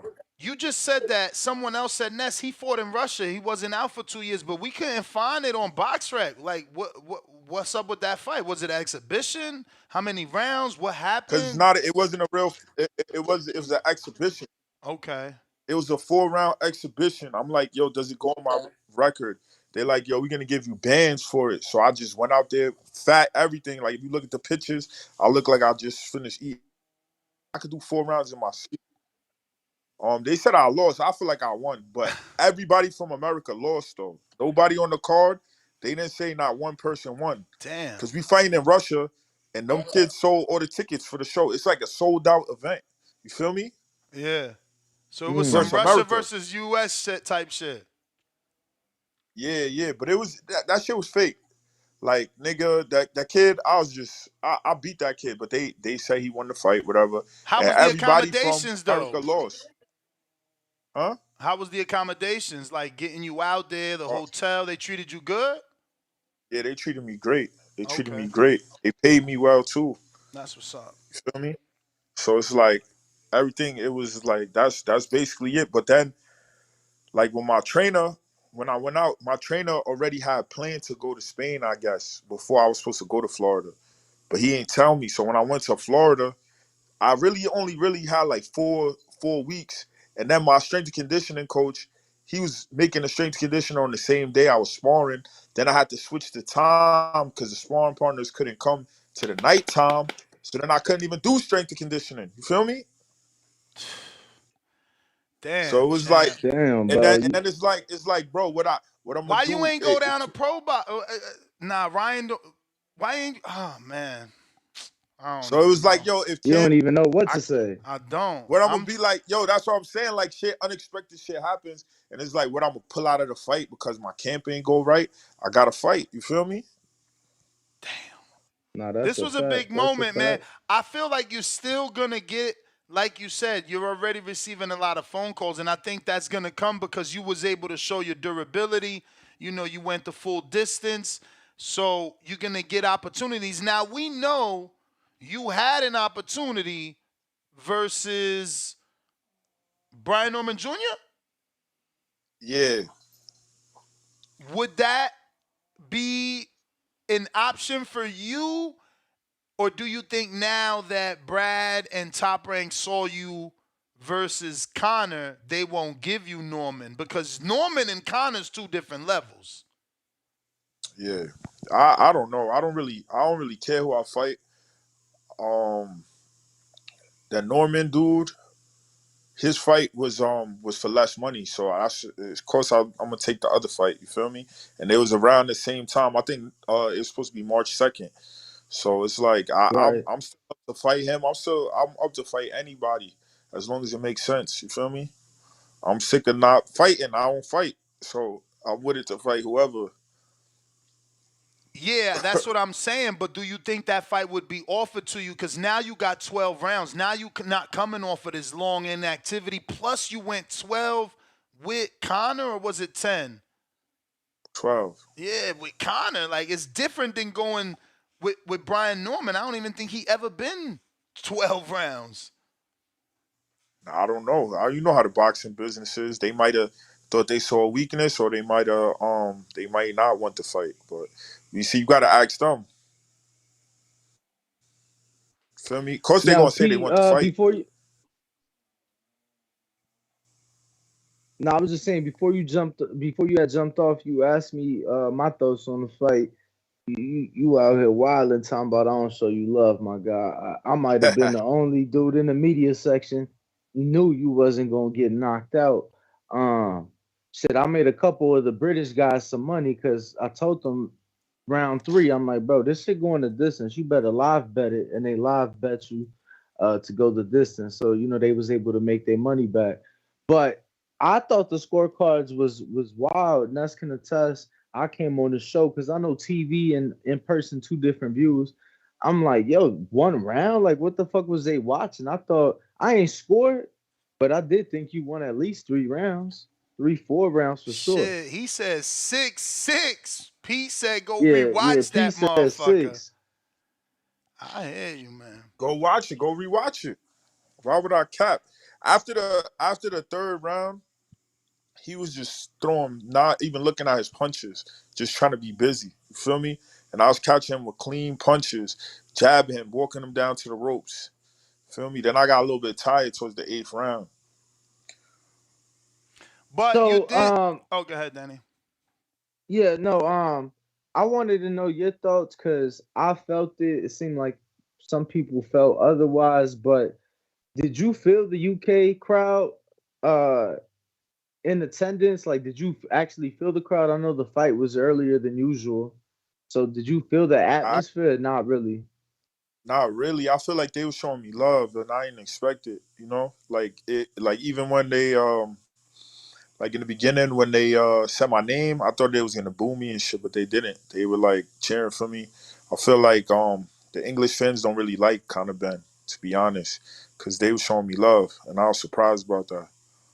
Champ, did it feel like you was fighting in Vegas? Cause I swear, watching it, I felt like you was fighting in the UK. You know what I'm saying? Like the announcers was UK, the commentators were UK, the ring guy was UK. It's like, damn, everything felt I feel like UK. the UK commentators was less biased than what's his name, Vargas, Jesse Vargas. Jesse Vargas was blowing Conor Ben like What you mean crazy. by that, champ? Hold on. What you You mean know by what I that? mean by that. You know what I mean by that. Yo, shout out to Pete. Yo, nah, man, maybe he trying to angle for a fight, right? I don't think Jesse fought Ben yet, and he used to be at welterweight once upon a time. I don't know. I didn't know Like he still fought. Nah, I said maybe he trying to angle for a fight. Motherfuckers come out of retirement for the right money.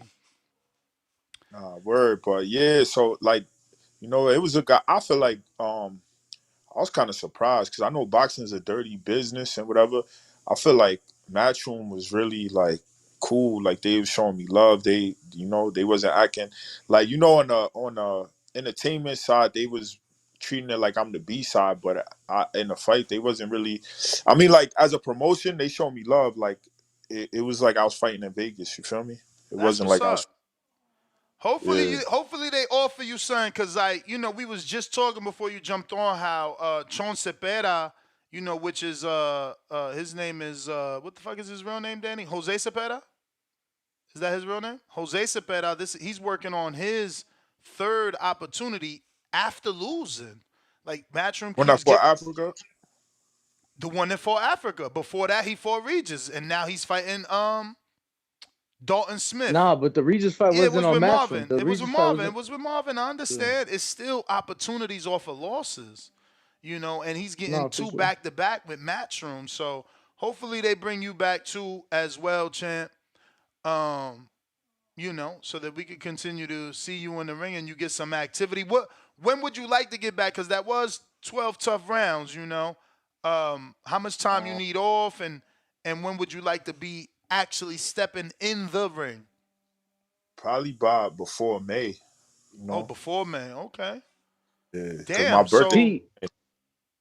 Your I'm only birthday's getting when? old in May, so I'm only getting older. So May what? I want to fight before my birthday, May 16th.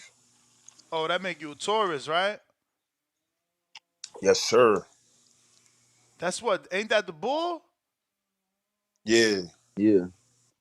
Okay. Yes, sir. Damn. I don't be knowing no. So that mean they say you stubborn then? You the second person that told me that today. I mean, they generalize the they generalize the characteristics, obviously, in astrology. But does it suit you? Do you think you're stubborn? Nah, I don't think I'm stubborn. I don't think I'm stubborn at all. Cool. I feel like I'm pretty logical. Like I ain't shit, stubborn. Pete. The fans came at you. My man paid to say. They said, man, Pete, I'm disappointed. You talk cash shit about Ben. TSC, your team combat league fights didn't go your way. Ben didn't go your way. We ain't trying to hear that 9 to 5, not in shape, champ. Get in the gym and healthy. Bro, you talk, whoever that is talking about something they know nothing about. You don't know, you ain't never step in the ring. You probably work a 9 to 5. Imagine working a 9 to 5 and boxing full time, nigga. That's 2 jobs. Come on, bro. You gotta talk about shit you know. Don't talk about So shit. so I let don't me talk ask you about what you this. do. You got the call because I'm pretty sure we interviewed you before the fight. You said you had about 90 days, right? 3 months? No, I had 5 weeks. 5 weeks, damn. That's not no 90 days. That's like 30 something days. Yeah, I ain't That's a know you month. had Yeah, that's a 30. month. I ain't know you had Insane. 5 weeks. That's only a month and 1 week. That's crazy. I thought you had at least two months. That's crazy. Hell no. Damn. It makes sense. It 12 makes round sense fight. now when you say that you was just really worried about the weight. You feel me? What's your Yeah. 9 to 5, Pete? Training people. Okay. Manhattan. That's what I be doing. That's how I pay my bills. Yeah, This boxing is a tough getting that business. Wall Like, Street money. yeah, all these boxers be trying to front like they getting paid. Only 1% of these boxers is really making money. All the other boxers is not making no money, bro. I probably make more money than I'm training people. You feel me? But then it comes in the way with my training. You feel me? Yeah. So it's like Ben said. Ben tried to say like, oh, he has to box. I don't have to box. I easily make bread training people. I box because this is what I know I'm good at boxing. I know you know, that wasn't my best performance, but it's like, bro, at this time of my career, I gotta jump on any opportunity I could get. And you talking about making excuses, this didn't go my way, that didn't go my way. Like, bro, I'm telling you facts. If you think it's an excuse, that's what you think. I'm telling you my real life situations, nigga. I live in a real life. This shit is not no, oh, this and that. I don't give a fuck. I just fought Conor Ben working off, nigga. I'll be around niggas that I tell them I'm a boxer. They can think I'm a boxer like a trainer boxer. You understand what I'm saying? Like the Yeah. niggas that be at Rumble and shit like that. Like they don't see me as a real boxer. Like nigga, and I went and fought Conor Ben. So it's like niggas could talk all they want. They ain't never stepped in the ring. They ain't never been in the boxing business. They ain't never had to work a 9 to 5. Niggas like, yo, if you ain't a real boxer, you this and that, and then go fight a tough ass fight. You feel me? If I wasn't a Nah, real champ, boxer, how the fuck I fought Conor Ben? you proved your medal. But champ, obviously we got you on spontaneously. That sound you heard is my next guest, all the way in Mexico. But we gonna definitely get you back on, man. Now that I know you with Ryan Ricky, I'm gonna definitely stay in touch with him to know what's next with you. But give everybody your social media, please. Pistol Pete Dobson on the gram. I don't really use Twitter or none of that. They suspended my Twitter because somebody hacked it. I need to make a. But all right, All bet, right, fellas. champ. Thanks for having me. Appreciate you, man. We gonna get you right Pete, back. appreciate you, man. Thank you. That was Pistol Pete Dobson. And now we After his got William. decision, Let me see what's going on here. Zepeda. All right, he's there. William, ¿cómo está? ¿Me escucha? Tiene, Danny, let him know he's on mute. Está mudo ahorita, William. No te podemos escuchar. Asegura que ahí está. puedas prender. Ya, Ahí está. ¿Ya me escuchan? Sí. Ahora sí.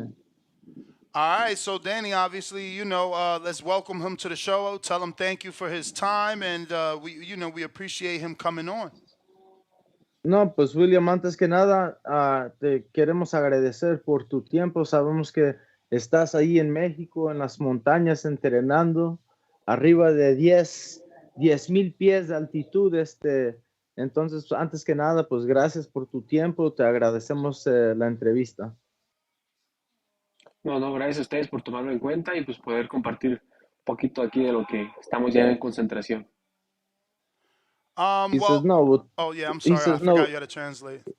Yeah, he says no. But look, thank you guys. Obviously, we're hard at work, locked in camp. But thank you for having me on your show.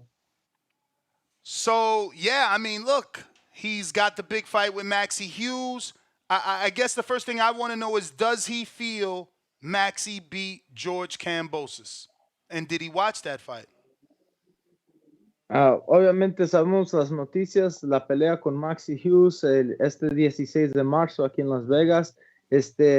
Antes que nada, queremos saber si viste la pelea con Kambosos y con Maxie Hughes y que si tú pensaste que ganó la pelea Maxie. Sí, sí vi la pelea, de hecho, vi una pelea muy buena. La vi en vivo en cuanto fue. No sabía que posiblemente alguno de esos, sabía que a lo mejor Camboso en su momento podía ser mi rival.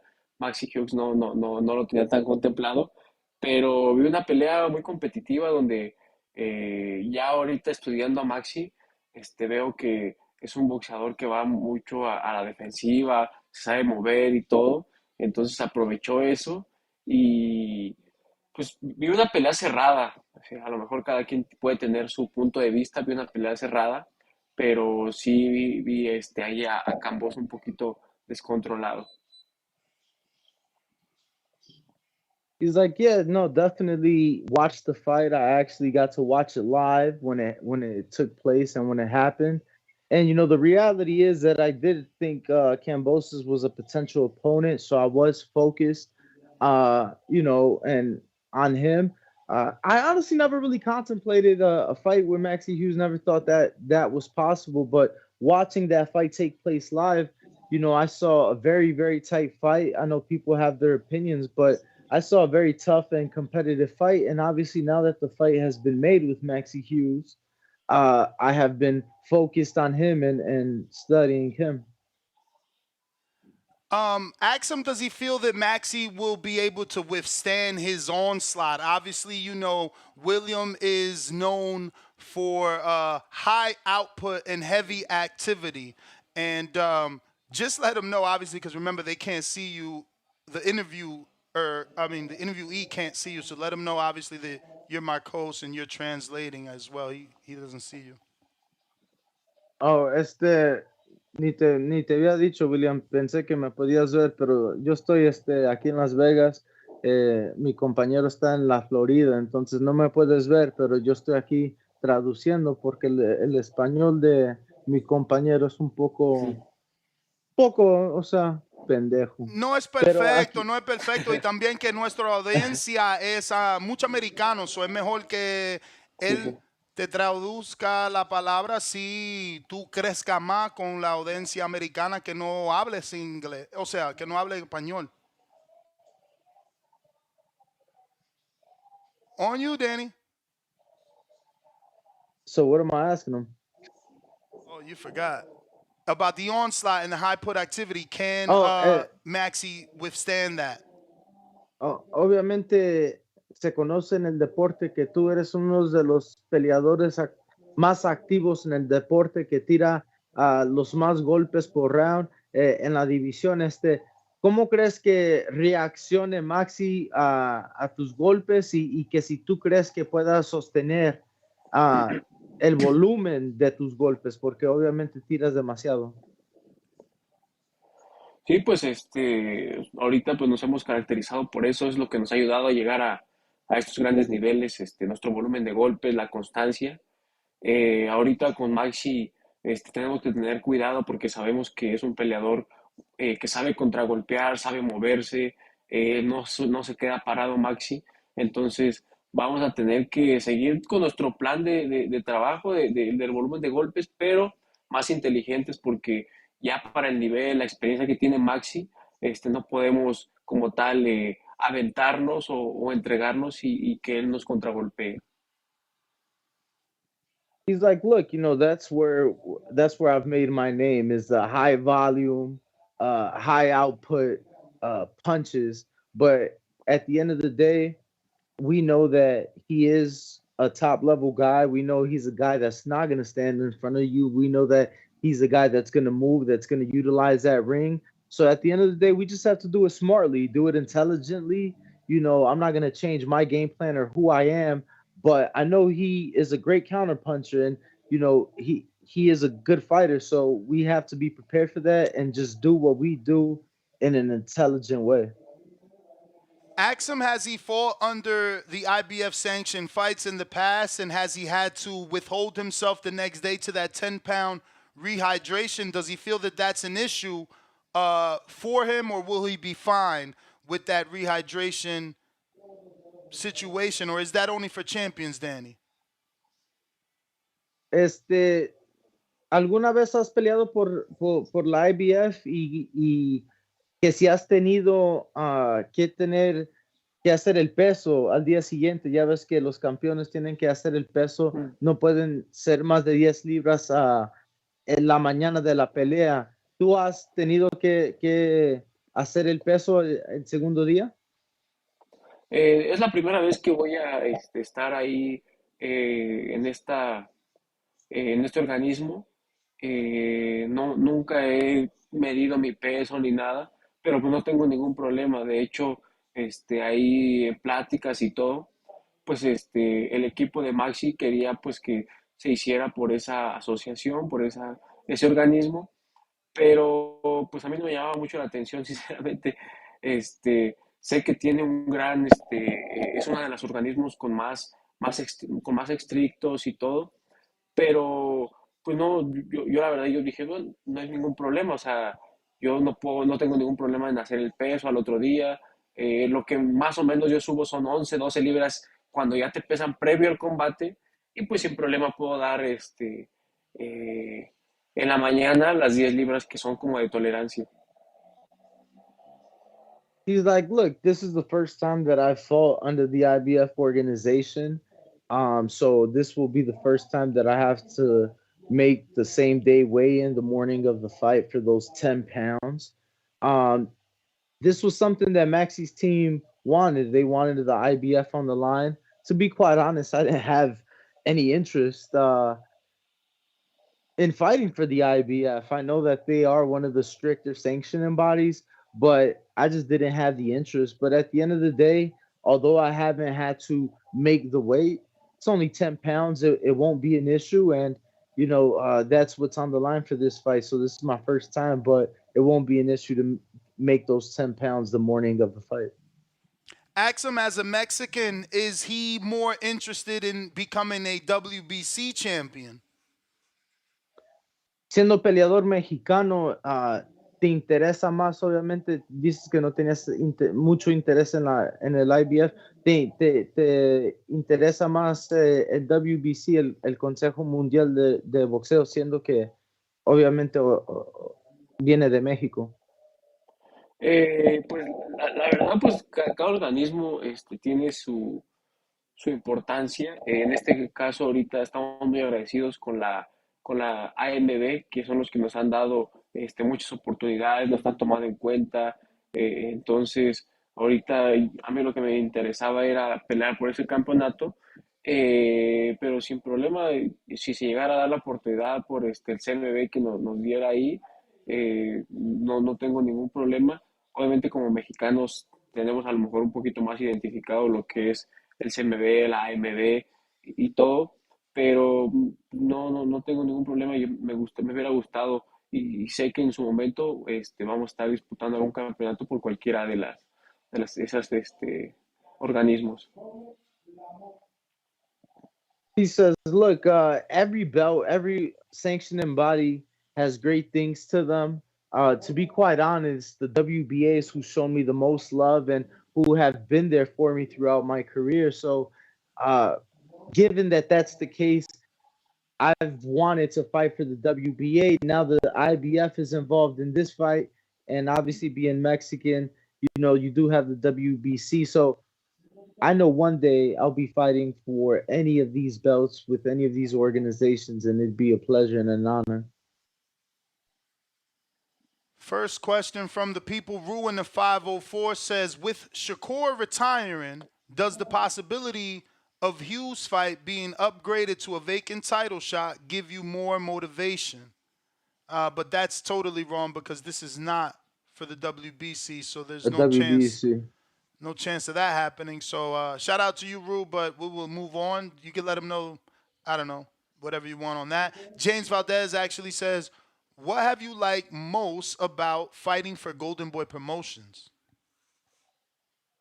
Unas cuantas preguntas de la afición aquí, William. Primero, un aficionado de New Orleans, Rue, nomás enseñándote un poco de amor. And then the next one was from who? I remember the question, but from who? James Benitez? Valdez, San Antonio. James Valdez. Esta pregunta viene de James Valdez de San Antonio, Texas. Dice, ¿qué tanto te ha gustado pelear por Golden Boy Promotions y Oscar de la Hoya? No, pues yo estoy muy agradecido con la promotora por primeramente confiar en mí, darme esas oportunidades. Es la primera promotora que pues, nos empezó a dar realce en lo que es Estados Unidos y nos ha ido apoyando poco a poco, nos hemos ido ganando ese lugar ahí en la promotora y nos ha ido dando peleas importantes que nos han ido posesionando y pues muy agradecidos con ellos. He says, look, I'm very appreciative with Golden Boy Promotions, most of all for trusting in me, obviously for giving me these opportunities, first major promoter to believe in me and to give me the opportunity. So I'm very grateful and very appreciative to Golden Boy Promotions. We got Baby Joker says, ooh, he sent this in Spanish. He's going to kill me. I'm going to screenshot this and send it to you so I don't mess it up and get to the next one, which is from Alex Vega in West Palm, who says, in late 2022, Isaac Cruz turned down a WBC final eliminator with Shakur. You were next up, and Shakur stated they sent a contract for a fight. Why didn't your team push for a purse bid if no agreement could be reached? Esta pregunta viene de Alex Vega de la Florida. Quiere saber, en el 2022, Pitbull Cruz rechazó una pelea con Shakur Stevenson por el cinturón, quiero decir, pero el equipo de Stevenson dijo que te mandaron una oferta y que nunca la aceptaron. Él quiere saber por qué no se pudo hacer la pelea y por qué nunca, si no pudieron negociar, por qué no pudieron ir como a subasta, o sea, donde los promotores ya pues están para el derecho de promotar la pelea. Sí, como que cada quien pone su dinero pues sí, para la pelea. Ahí hubo ahí unos intercambios. Sabemos ya la magnitud del nivel en el que estamos, donde las ofertas, las propuestas van bien fundamentadas. No nada más se pregunta de que, oye, sí, se hace, no, pues sí. O sea, hubo una oferta, Oscar ahí se mencionó con el equipo, con Eric Gómez y la aceptamos, pero pues ellos nos dijeron que pues no nos convenía. Ya no supe más si no convenía económicamente ni nada, y me dijo, va a llegar el momento, nada más me dijeron eso, va a llegar el momento donde convenga por los dos lados, tanto tú seas campeón como a lo mejor Shakur sea campeón, y esa pelea se va a dar. Entonces todo es por momentos, el tiempo a lo mejor en algún momento se puede dar esa pelea y estoy seguro que se va a dar, que ahorita no sabemos porque según ahí están la noticia de que Shakur se retiró y que ya no quiere, Así pero es. sería un desperdicio de que un talento como lo es Shakur se desperdicie y se retire. He says, look, no, absolutely. My team did receive an offer for the Shakur Stevenson fight. And one thing fans need to understand is that I'm to the point in my career where, it's not just about, oh, you want to fight, let's fight. It's about making smart business moves. So when we received the offer for the Shakur fight, I accepted the fight. However, my promoter, Oscar and Eddie Gomez, they told me that the offer wasn't worth it. I don't know if that means financial or what exactly wasn't worth it about the offer, but they did tell me that the day would come where it would be worth it, whether I be world champion, whether he's still world champion or what have you. But, they did tell me that one day it would be worth it. So, I trusted my team. And, as of right now, we've seen the recent news of him announcing his retirement. And, I honestly want to say that it'd be a shame if he retires. It'd be a waste of a talent. He is a very talented and great fighter. And, I think that he shouldn't retire from the sport. Next one is from Malcolm in New York City. During camp, what's your favorite go-to, quote-unquote, cheat snack? The one that makes you feel human during these strict diets.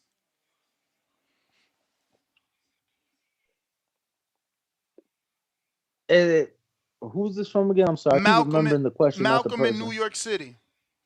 Esta pregunta viene desde Nueva York. Quieren saber cuál es tu botana favorita o preferida en campamento. Obviamente sabemos que tienes que hacer peso y tienes tu dieta, pero que si tienes una botana que te gusta en campamento. Pues yo siempre he sido muy galletero, a mí me gustan mucho las galletas. Es algo que desde chiquito a mí siempre me han gustado. Y aún así, estando ahorita en campamento y todo eso, sí me cuido y todo. Y en su momento, un día a la semana, sí me como unas galletas o algo. Pero eso es lo que más me gusta. ¿Tienes galletas preferidas? Good, because I was going to ask for the follow-up. Las Príncipe. Oh, they Mexicans. They Mexican ones. So he says, he's like, look, obviously I'm in camp with a disciplined diet, but I do have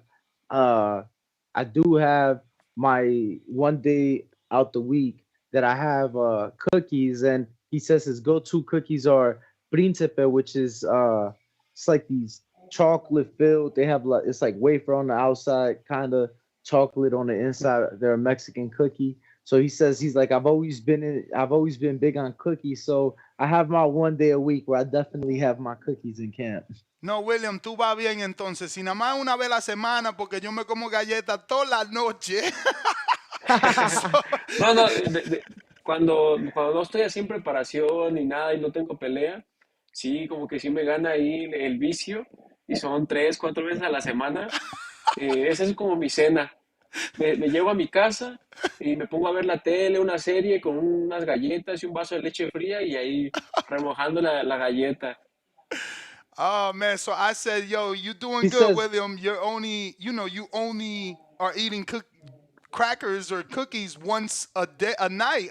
Once a week. And I said, because I'm eating it every night. So obviously we all laughed, and Danny will translate what he said. I mean, you was doing a great job, bro. You was doing I just translated my question. And once a week, once a month. No, so Ness said obviously he eats cookies every day, and William's like, look, man, don't get it twisted. When I'm out of camp, it might be 3-4 times out the week. That might be my dinner sometimes. I'll come home, turn on the telly, watch a series, get a cold glass of milk to wash the cookies down, and, sit back, relax. Tell him, these are obviously American, but has he tried the Ritz with the peanut butter? Those are my go-tos. Well, I'm going to change it up a bit. Que si tienes galleta preferida americana de los Estados Unidos, y que si has probado las galletas Ritz con crema de cacahuate. Wow, I would have never guessed that, no, cacahuate. Esas no las he probado, esas galletas no.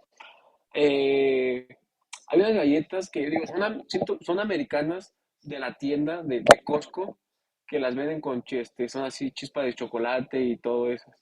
Esas me gustan también.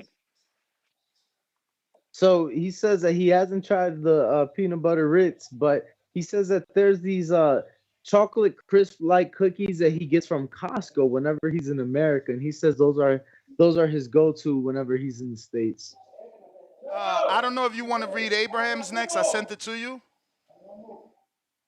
Yes. Abraham López dice, buenos días, William. Saludos desde Guanajuato. Para ti, ¿qué significa representar y ser un boxeador mexicano a estas alturas del deporte? Tenemos el estigma de tener pocas habilidades, no más dar y recibir golpes. Entonces, si quieres responder a esa, tiene una segunda pregunta, pero te dejo que respondas esa. Bueno, pues para mí es un honor, un orgullo, ser un digno representante del boxeo mexicano, ya que a lo largo de la historia, los boxeadores mexicanos han dado mucho de qué hablar, han dejado un gran sabor de boca y pues a mí me gustaría entrar en ese grupo selectivo de boxeadores y pasar a la historia. Y no, nosotros también los mexicanos también sabemos boxear, también sabemos, tenemos un estilo diferente que a lo mejor no somos más, elusivos, somos más de ir a buscar el combate, proponerlo, pero eso es lo que le gusta a la gente y eso creo que es algo que a mí me caracteriza, el ir a proponer combate y el intercambio. Mira, Abraham te mandó como 5 preguntas, pero nomás te voy a preguntar una más de esta. Dice, ¿podríamos ver en algún futuro una gran batalla entre el vaquero Navarrete y el camarón Zepeda? Gracias por tu tiempo, esperamos grandes cosas, campeón, y viva México, cabrones. Sí, ¿qué crees que yo he ido siguiendo al vaquero? De hecho, yo lo conozco en persona en mis inicios del boxeo amateur. Cuando estábamos aquí, somos del mismo estado de México. Él llegó a participar también en una selectivo estatal y yo me acuerdo haberlo visto. Él obviamente estaba en otro peso, era otra categoría porque creo que es más grande que yo.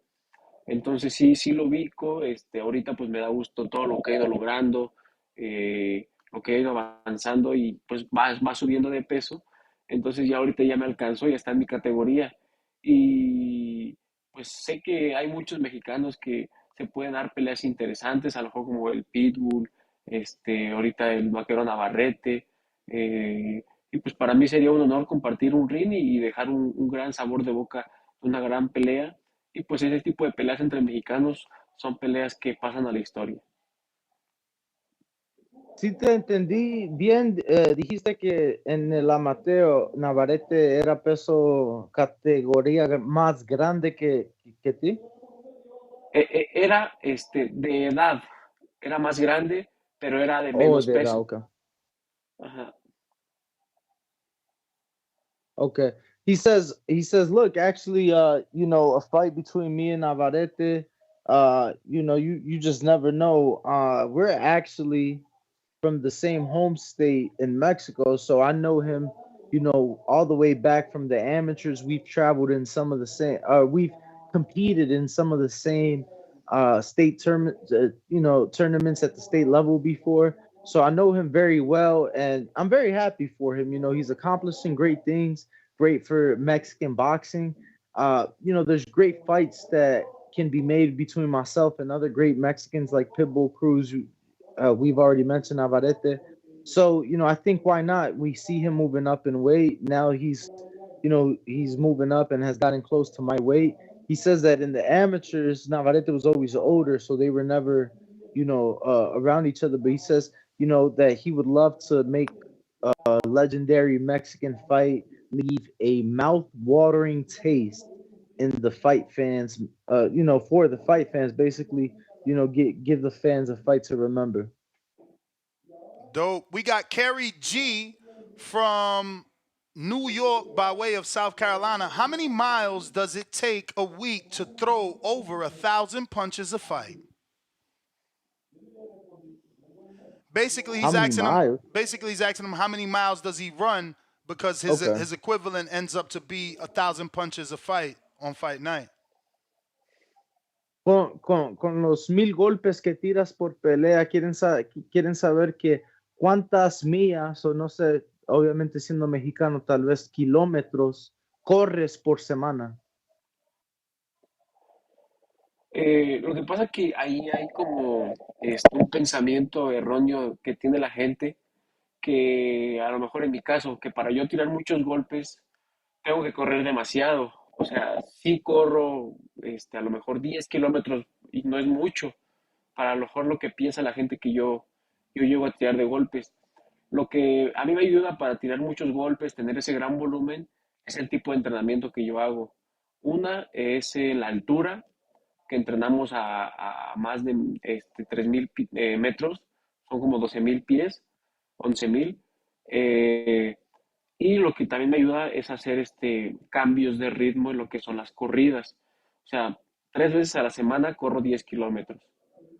Y entre otros días hago velocidades, que son lo que me ayudan a elevar las pulsaciones, a hacer trabajos que me ayuden a trabajar y a exigirme sobre cansancio, que eso es lo que me ayuda a tener un gran umbral de entrenamiento. Y es por eso que tiro golpes, porque los entrenamientos que yo hago son para elevar las pulsaciones y yo trabajo sobre cansancio, hace trabajar sobre cansancio. He says, look, it's a common misconception with the fans. They think in order for me to throw a thousand punches a fight that I have to, run all these miles. He's like, look, don't get it wrong. I do run 10 kilometers when I go out for a run, which is 6.2 miles. He says I do that 3 times a week. But in reality, what allows me to throw those 1,000+ punches a fight is the intensity of my training. I'm in Mexico training at over 3,000 meter of altitude, which is over 11,000 feet of altitude. I do that. I also work on speed training. So I do my 3 days of a week of running, 10 kilometers, which is 6.2 miles. But I also switch it up. I work on my speed and changing up the speed, working on the intensity of things. So that's what truly allows me to throw all those punches in a fight. Yo, shout out to Coach Panda that said the Ritz peanut butter is his favorite. Tell him, because that's his trainer. William, ahorita Panda le mandó un mensaje a mi compañero diciendo que las galletas Ritz con cacahuate que te pregunté, que esas son las favoritas galletas americanas de él, dice. No, el Panda todo le gusta, él come de todo.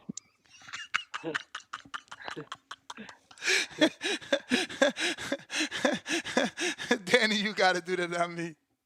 Yo, he said when I told William that Panda likes the same cookies and that's likes, William said, well, shit, Panda likes everything. And he said he eats everything. We got Oscar.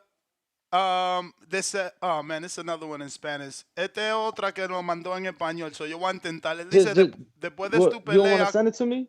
It's not long. Yes, it says, después de tu pelea con Maxi Hughes, obtienes la victoria. ¿Te gustaría una pelea con uno de los dos top 3 en la 135? So, yeah, Danny, that made sense or what? Read it again. I wasn't paying Después de attention. tu pelea con Maxi Hughes, obtienes la victoria. ¿Te gustaría una pelea con uno de los 3 más altos en la 135? Sí, pues esa es la finalidad, la verdad. Yo estoy muy emocionado ya. Ahí hemos platicado con Eric Gómez, con Oscar, de que pues nos hemos ido fogueando, hemos ido ganándonos este lugar y demostrando que tenemos las cualidades para enfrentar a los mejores de la 135.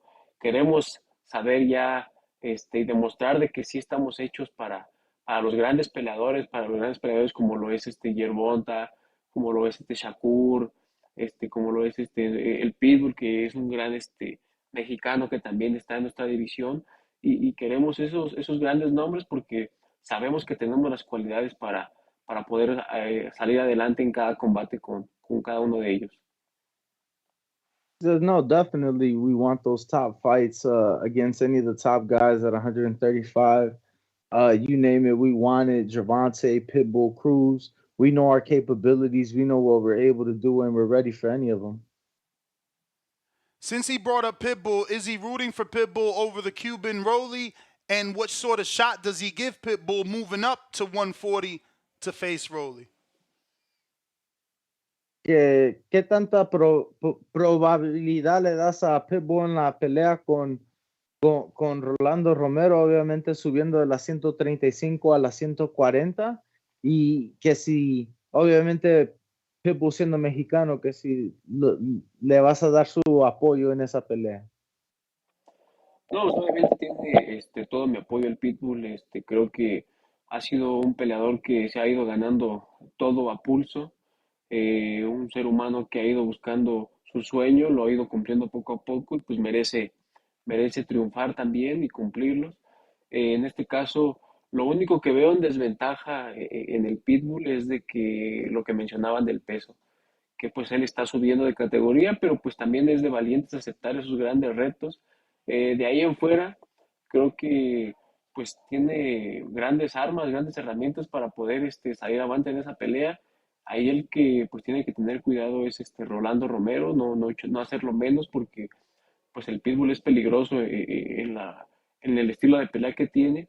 Y Rolly Romero, pues también es un peleador que muy agresivo, que le gusta ir al choque. Entonces, en cualquier intercambio, pues ahí tiene que tener cuidado Rolly y pues el Pitbull aprovechar ese tipo de intercambios que le gusta hacer. He says, look, Pitbull has my full support, obviously being fellow Mexican fighter. I give him a great shot against Rolly. The only disadvantage or the only thing is what you guys mentioned. Obviously, his first fight at 140 pounds, so he is moving up in weight. Rolly did fight at 35 himself. I think that Rolly might be overlooking Pitbull a bit. He is very dangerous, as we've seen him in some of his fights. And, Rolly's very aggressive himself. So I think that, with any exchange, we could see either guy go down. Next one is from Jerv in Jersey. He says, thanks for joining us on the best boxing podcast in the world. My question is, after Maxie, can you please push for the Schofield Kid Austin fight? Floyd Schofield Kid Austin fight. Appreciate for joining us. Peace emoji. I'm sorry. You said who appreciate who? Jerv from Jersey says, thanks for joining us on the best boxing podcast in the world. My question is, after Maxie Hughes, can you please push for the Floyd Schofield fight next? Appreciate you for joining us. Damn.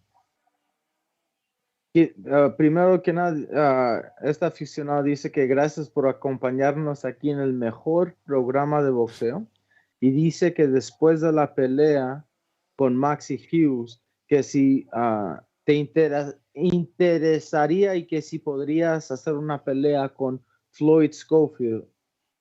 Me imagino que lo conoces, está con Golden Boy. Sí. Sí, pues es un muchachito que ha ido creciendo ahí en la división. Es un muchachito fuerte. Sabemos que tiene cualidades, pero creo que tiene que pasar por el camino que nosotros ya pasamos, que ir ganándose ese lugar en la división. Nosotros ahorita lo que queremos pues es demostrar, y como ya pasamos por el lugar que él tiene que pasar, pues nosotros queremos enfrentar a grandes nombres de la división. Él pues tiene que ganarse ese lugar. Ese lugar no nada más es llegar y ya. Simplemente pues yo lo respeto porque es de admirar el talento que tienes, de reconocer, pero sí tiene que hacer un poquito más de cosas en la división para ganarse el lugar y sin problema. Creo que sería una gran pelea entre México versus Estados Unidos o Dominicana, que creo que es dominicano, ¿no? El muchacho. He says no. I definitely know who he is. He's a talented little boy. He says, I just think that we do have to acknowledge his skills, but at the end of the day, he's still a little boy that needs to accomplish more in the sport. We've been through it. We've earned and worked our way to be in this position.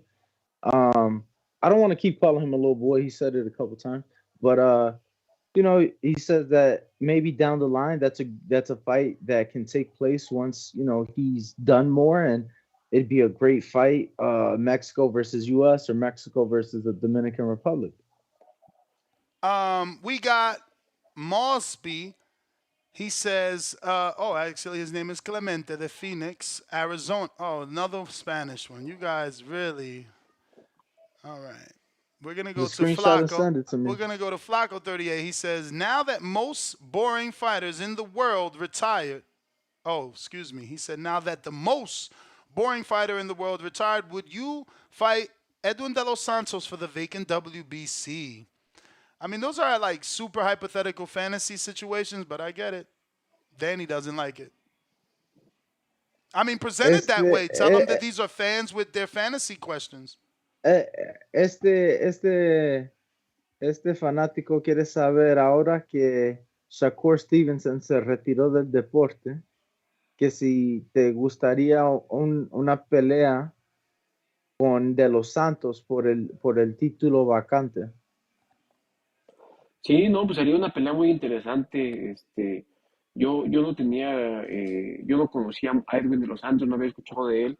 Yo no empecé a escuchar de él hasta que peleó contra Rayo Valenzuela, que entró como peleador así emergente, y supe que le habían cambiado el rival a Rayo, entonces me puse ahí a investigar.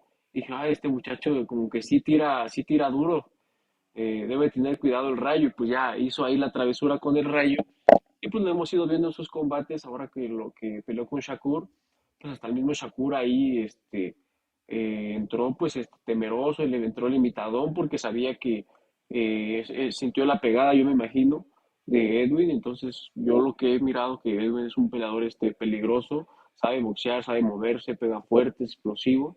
Entonces creo que sería un gran combate y una gran prueba por un título importante también.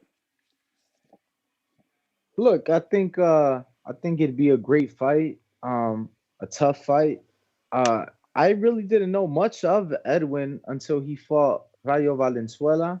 Obviously, it was a last minute replacement. So when I saw that he had a new replacement, I started doing my homework, and I saw that he hit hard, and we saw it in the fight with Rayo, and I think we also saw it in the fight with Shakur, and that's why he was moving.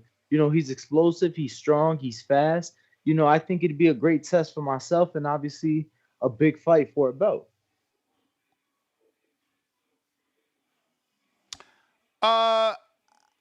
Some of these are just weird. I got that other one. Go for that one. Go for that one. Clemente de Phoenix, Arizona. ¿Quiénes son los peleadores que tú admiras cuando estabas creciendo? Me gustaría una pelea contigo y Frank Martin. Creo que sería una pelea llena de acción. Cuando yo empezaba en lo que era el boxeo, en mis inicios, las peleas importantes que yo iba a ver fueron las de Márquez versus Pacquiao, y eso fueron las peleas que más en su momento me quedaron muy marcadas. Posteriormente a eso, pues empecé a ver más peleas y demás mexicanos que pasaron a la historia, como fue Barrera versus Morales, peleadores como el Finito. Entonces, de Chávez, José Chávez. Entonces me gustaba ver combates de él ahí en YouTube, y fui como viendo aspectos que agarrando de cada uno, y fueron los que me empezaron a gustar, aspectos como Chávez, el movimiento de cintura que tenía, el terrible Barrera, Márquez, el corazón que dejaba en el ring, el Finito, pues sus movimientos, de Chávez, pues el trabajo al cuerpo también. O sea, de cada peleador me he ido agarrando ahí pequeñas cosas y me han ido ayudando cada una de ellas. Y una pelea con Frank Martin también es un nombre importante. Creo que él ha tenido buenos combates, es un buen peleador, y creo que sería una buena pelea para las 135 libras. He says, look, when you talk about me growing up and some of the fighters and fights I watched, I think of Marquez Pacquiao, I think of the war with Barrera, the wars that Barrera would have, the heart that he would show. I think of Chavez, I think of the fights I would see him in, his body attack, his waist movement, Finito. So, when you talk about the guys that I watch, it's mostly the guys, the legendary Mexican fighters. I just took what I liked from each of them and I applied it, to my own game.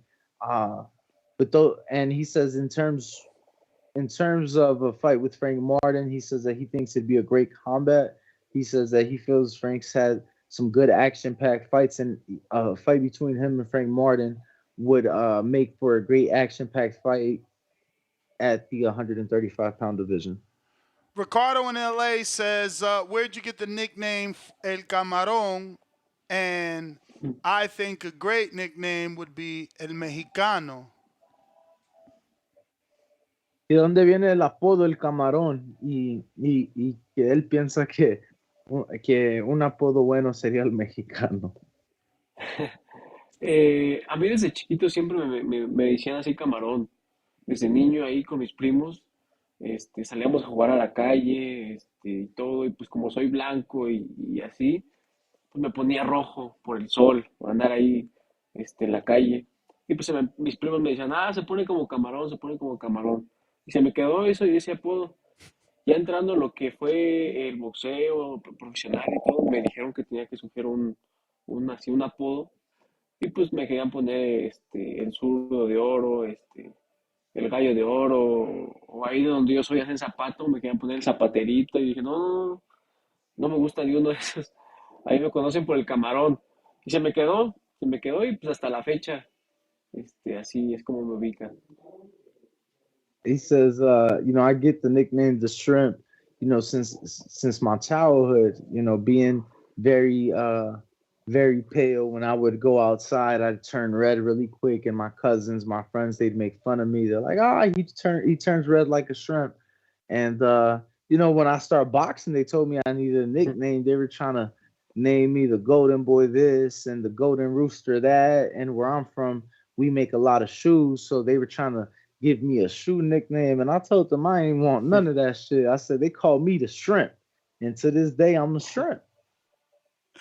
Nah, that was a funny story, man. We got Brandon in Houston says, as a Mexican boxer, I would like to know who Camarón would like to see Canelo fight more, Benavidez or Munguia? Siendo peleador mexicano, ¿a ti quién te gustaría que Canelo peleara con más, con David Benavidez o con Jaime Munguia? Es una pelea buena con Benavidez. Creo que es una pelea que se ha ido exigiendo la Canelo desde hace tiempo. Desconozco bien cuáles sean las razones por las que no se dé. Pero ahora en su último combate vi con muchos aspectos técnicos a Munguia, donde puede hacer la travesura ahí a Canelo y aparte pues dar buena pelea. Pero creo que para que Canelo había escuchado que ya no estará mucho tiempo en el boxeo, y creo que para cerrar su carrera podría a lo mejor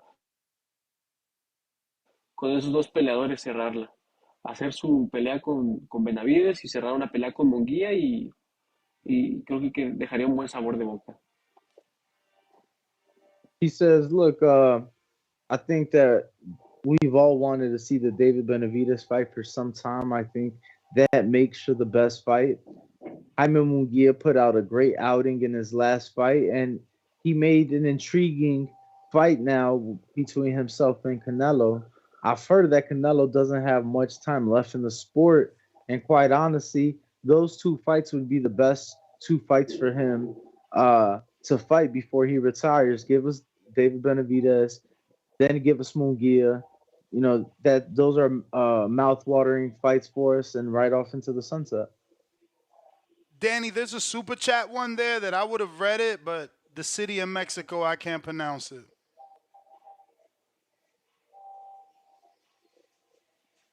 No, pues amén dijo el padre. ¿Quieren saber cuál es la parte más difícil de entrenar donde entrenas? Dinos el nombre, porque honestamente yo no lo podría pronunciar. Jiquipilco, Estado de México se llama. Pero ¿cómo se llama la ciudad? Jiquipilco. ¿O el pueblo? Jiquipilco. Ajá, Jiquipilco. Jiquipilco. Yeah. Jiqui, como los jiquis, y pilco, okay. Jiquipilco. Ya. Pues lo más difícil, pues obviamente la altitud, pero dinos tú de tu punto de vista, ¿cuál es la parte más difícil de entrenar ahí? Pues son varias cosas. Una de ellas, pues sí es la altura, porque pues llegas y es como que te hace falta el aire, te cansas rápido y todo, pero creo que una de las cosas que en lo personal a mí no me pega tanto porque yo soy de aquí, tengo cerca mi casa a 1 hora, si quiero voy rápido y todo, pero pues muchos boxeadores como pues a lo mejor Subriel Matias, Manny, otros boxeadores que vienen de otras partes de México, pues vienen y se concentran ya aquí y están 3, 4 meses aquí concentrados y pues es un municipio donde no hay nada, o sea, no hay ni un Seven, no hay ni un Oxxo, sales a caminar, caminas 10 minutos y ya recorriste todo el municipio. O sea, es un poquito, creo, estresante para los boxeadores el que vengan aquí y pues sí, de plano encerrarse porque pues no ven ni una muchacha a lo mejor hasta guapa, si tú quieres, o sea, es un poco estresante, yo creo, hasta eso, pero pues todo es con un fin, como lo dicen, como lo dice el nombre, es una concentración donde estás para el combate nada más y tranquilo, relajado, pero sí llega a existir eso de que pues, o sea, no ves nada, o sea, ves puros borregos, puras vacas y todo y hasta ahí nada más, y estar así 3, 4 meses, pues sí es algo complicado. He says, look, a lot of people would say the altitude, but at the end of the day, I'm from here. You know, my house is maybe an hour away. I can go whenever I want quickly if I had to. You know, the altitude does affect a lot of fighters that come here, like Matias or other fighters from different parts of Mexico. You know, I think for me it's more the isolation. You're concentrated here, you're locked in, you're zoned out. It's a very small town. There's nothing here. You don't have a 7-Eleven, not a gas station, nothing. You could walk from one end of the town to the other in 10 minutes. You probably won't see not a single attractive woman. So, you know, that aspect of it can be mentally challenging, but that's what I would say is the most difficult is being locked in and staying focused just because it's so boring. There's nothing to do. So I don't know how you'll phrase this, but maybe this information needs to be said so he could feel comfortable answering it. But it's highly well known and reported that Sabriel Matias used to smoke. So I wanted to ask how many camps he spent with Sabriel over there, specifically in that location, and since it's public, it would be okay for him to say had he ever spent a camp with Matisse when he smoked? And if not, did he spend that camp when he first came back after quitting? Because all this is very relative, obviously, because he answered the question of high activity, and Matisse gets that very same recognition for being able to throw punches nonstop. ¿Cuántos campamentos llevas allí en el Estado de México con Subriel Matías? Alrededor de 3 campamentos, yo creo. Desde el año pasado, ya él ha estado aquí y pues aquí es donde pues, más o menos yo estoy cerca. Mi casa, donde yo soy, está a 1 hora. Y pues aquí es donde se ha concentrado ya todo el equipo del Panda. Él se los ha traído para acá y pues ya van más o menos 1 año y medio así ya él estando aquí. Y pues les ha gustado entre comillas por los resultados que se han ido dando, o sea, ven resultados, ven que vale la pena el esfuerzo de estar aquí, pero sí es complicado. Entonces, obviamente es You don't want to público. translate that first? Because you're going to forget that. That was a mouthful. Yeah. So he says that he's been with Matias up there for the last 3 camps. He says that it's been about a year and a half now, the last year and a half, so the last 3 camps, and that Panda has took pretty much all his fighters, relocated them there, to focus, to get in shape, get locked in. So you want me to ask, has he been there for a camp with him smoking, right? I mean, yeah, or would he be able to say like, nah, when he came, he had already quit. You know what I'm saying? And I just want to know how that was because obviously the high altitude. I don't know. Just let's see where it goes. ¿Nos podrías dar un poco de clarificaciones? Obviamente hemos visto entrevistas que Subriel Matias públicamente ha hablado que dejó de fumar marihuana, y que eso le ha ayudado mucho. Que queríamos saber, entonces cuando él llegó para allá, ya era después que ya había dejado de fumar. Que sepa La tú, verdad, que ese sepa dato tú. no lo, Que sepas tú, obviamente. no lo tengo muy bien identificado. Yo a Subriel Matías lo conocí en el 2021. Ahí con el Panda se hizo el conecte para irle a ayudar con un peleador zurdo. Yo lo fui a conocer a Puerto Rico. Y que yo sepa, desde ahí fue que ya se empezó a dar cuenta, venía de una derrota, entonces como que el tener esa derrota y así, pues le ayudó a agarrar las cosas más claras, poner los pies sobre la tierra, en que si quería avanzar en este deporte, pues tenía que ser más serio todo. Y como que desde ahí se empezó ya a concentrar mejor, a estar más tranquilo que lo que es ser más profesional, todo más limpio. Entonces, como que desde ahí yo creo ya fue que empezó a agarrar todo eso bien. Y aparte, pues ya se empezó a juntar con el Panda lo empezó a terapiar, le empezó a dar consejos y todo eso. Y fue que desde ahí como que yo creo hizo a un lado todo lo malo. He says, look, I'm not quite sure of the exact timeline, but I know that I met him in 2021. He was getting ready for the Jukinbaya fight, who is a southpaw, so I was going to go help him out. He had already came off the loss. He had that one fight back with Malik Hawkins, but he had came off the loss. And I think that, but when we went out there to go help him, I think that it was around that time that he realized, that things had to change in order for him to progress in the sport. After I helped him with that camp, that's when Panda brought him in, and he's been with us ever since, locked in. To be specific, when he says help, they were sparring. Estaban guanteando, ¿verdad? Cuando tú fuiste a ayudarle, era para guantear, ¿verdad? Con el zurdo. Sí, yo le ayudé. Yes. Ask him, Yes. ask him since that session, has he made it a thing to always spar Matisse for camp, or is it whenever Matisse needs him?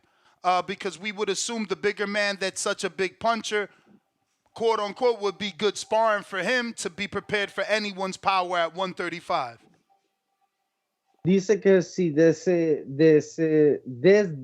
ese campamento, desde ese campamento, que si han guanteado más o que si guantean, porque obviamente alguien con pegada en la 140 te ayudaría mucho con cualquier persona que te enfrentes en la 135.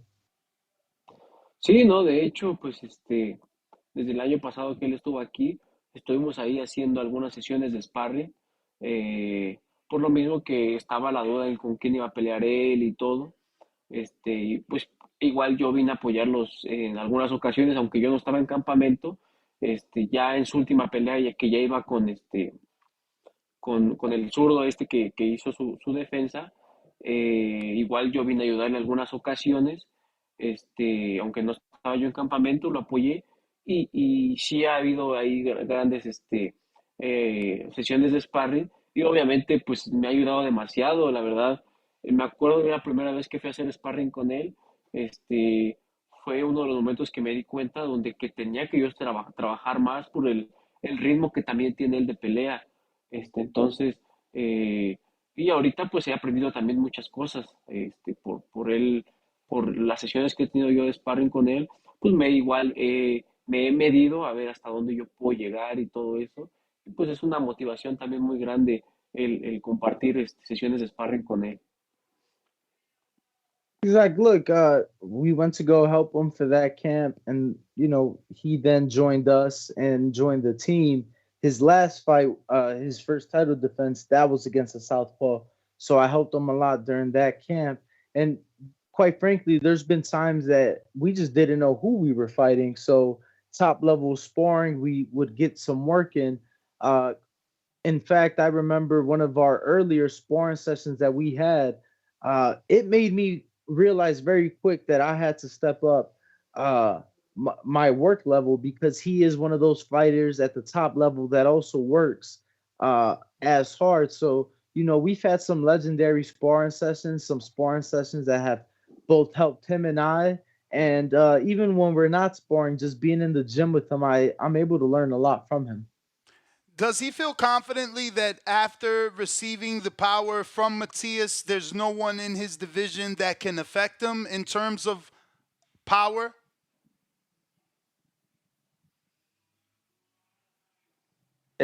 Quiere saber mi compañero que si te sientes seguro de tanto guanteo que has hecho con Subriel y obviamente la pegada que él tiene, que de tanto guanteo, tantos rounds que has hecho con él, que el poder de ninguno en la 135 te puede afectar o te puede lastimar. Pues yo creo que él, por el poder que él tiene y las sesiones que hemos tenido de sparring, pues sin temor a dudas estamos para poder aguantar a los grandes pegadores que tiene la división. Porque sí me ha llegado a golpear dos, tres veces este Suriel y sí he sentido, pero pues no me ha lastimado ni nada. Me he sabido también mover porque sé que no puedo quedarme en un lugar donde pues me están, me han lastimado y quedarme pues. Pero sé que podría yo aguantar a los grandes pegadores de la 135. He's like, without a doubt, so many rounds with Subriel, knowing that I can take his punches. I'm not going to say he hasn't caught me because he absolutely has caught me, but he's never necessarily hurt me. And one thing with sparring Subriel, a guy of that level, you learn to not just stand there. You learn to move. You learn to use that ring. So without a doubt, I feel that after sparring Subriel, I could take anybody's power at 135 pounds. La última, lo juro, la última, pues yo sé que ya está cansado. Tell him just his opinion. We just want his opinion on this. Obviously, PBC offered Jerron Boots Ennis. How would Matias do versus Ennis? But there was rumors of a potential tank fight. Obviously, Leonard shot that down, but how does he feel about a tank fight with Matias? Han habido rumores recientemente, dicen que PBC le ofreció la pelea de Jerron Ennis para Subriel. Obviamente Subriel es campeón en la 140, Jerron en la 147. Tú has estado en el cuadrilátero con Subriel. ¿Cómo crees que él podría subir a la 147, pero con Jerron, en una pelea con Jerron? Y lo mismo que cómo tú crees en una pelea con el tanque, si el tanque subiera a las 140 para una pelea con Subriel. Entonces, ¿cómo crees la pelea Subriel y el tanque en las 140 y con Jerron Ennis en las 147? Y es la última. En la 140 con Tank no le veo posibilidades, la verdad, a Tank. O sea, es un peleador muy fuerte, muy explosivo, se sabe mover y todo, pero no le aguanta el ritmo a Suriel. El Suriel le va a dar 2 rounds en lo que se va acomodando y todo, pero de ahí, del segundo round para arriba, no está duda en cuanto aguante y aguanta el ritmo, la presión, porque también Suriel, esos golpes que tiene de la mano delantera y todo eso lastiman mucho. Su último rival lo vimos, cómo salió, yo lo veía ahora sí muy potente al uzbeco. Entonces no lo dejó hacer nada y mejor ya no salió. Y en la 147 pues sería ahí pues sí ver qué tan cómodo está Suriel, ahí pues sí ya sería subir otra división Suriel y ahí pues no sabría yo el parámetro porque pues no, es una división donde yo no he estado, yo no he sentido los golpes y pues Suriel no sé cómo se podría desenvolver ahí, solo yo creo sería cuestión de tiempo en que se fuera acostumbrando, pero sin temor a duda, lo que yo me he dado cuenta es que Suriel es un caballo que no le tiene miedo a nada y para él viene de una ideología de los grandes retos y estoy seguro que ese sería un gran reto para él, que sin temor a duda lo tomaría porque él conoce sus cualidades y sabe lo que puede lograr. He says, look, when you're talking about the 140-pound division, I wouldn't give Javante Davis a shot against Subriel Matias. Subril's gonna give him the first 2 rounds, but after the first 2 rounds, it's a question of how long will Javante last in the ring with Subriel. Being able, or he said Javante will not be able to keep up with the rhythm and the punch output of Subriel Matias, and those are some hard shots. So he says for him, after the first 2 rounds, it only be a matter of time before Subriel gets Tank out of there at a fight at 140 pounds. He says at 147, he says, that'd be challenge for Subriel. He says, without a doubt, a challenge he'd be willing to take, but I've never seen him there. I've never been there myself. I don't know what the punches feel like on the other end of a 147 pounder. So it would be a challenge in itself for Subriel, one that he feels that Subriel would take on no problem. He says if he knows anything about Subriel, he's a horse. So he says that, that would be a challenge. He says Subriel comes from the times of the best fighting the best, and that would be one of those fights. So, William, tú nunca has ido a Puerto Rico, ¿verdad? What happened Sí, to the ahí last fue donde yo question, my conocí dude? a Subriel, ahí yo le fui a ayudar a hacer sparring ahí a Puerto Rico. Okay. So, ¿tienes planes de ir para atrás como en junio o cuál es el Sí, otro? pues de hecho lo que yo estaba viendo es de que posiblemente Subriel haga su defensa ahí, ¿no? Digo, si hace su defensa Exacto, ahí, sí me exacto. voy. Ok, nos vemos Ahí nos allá. estaremos viendo. Ahí nos vemos. Bueno, gracias por Primeramente, tu Dios. tiempo. Danny, obviously, you can let him know to give out his social media. William, otra vez gracias por el tiempo y tal vez nos veamos allá en el Estado de México muy pronto, nunca se sabe. Da tus redes No, sociales para la afición. con Claro que gusto, sí, cuando anden da por las acá redes nos avisan sociales para la y son afición. bienvenidos acá en el Y Estado de México. Y nos estamos Gracias. viendo allá en la pelea de Subriel primeramente, ojalá sí se pueda concretar en Puerto Rico y pues sería ahí ir a apoyar. Y pues en mis redes sociales primeramente, ahí en Instagram como William Zepeda, en Facebook en mi página Camarón Zepeda y en Twitter como William Zepeda también.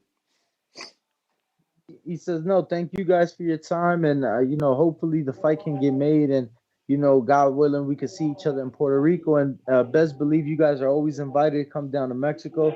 Our doors are always open for you guys to come down.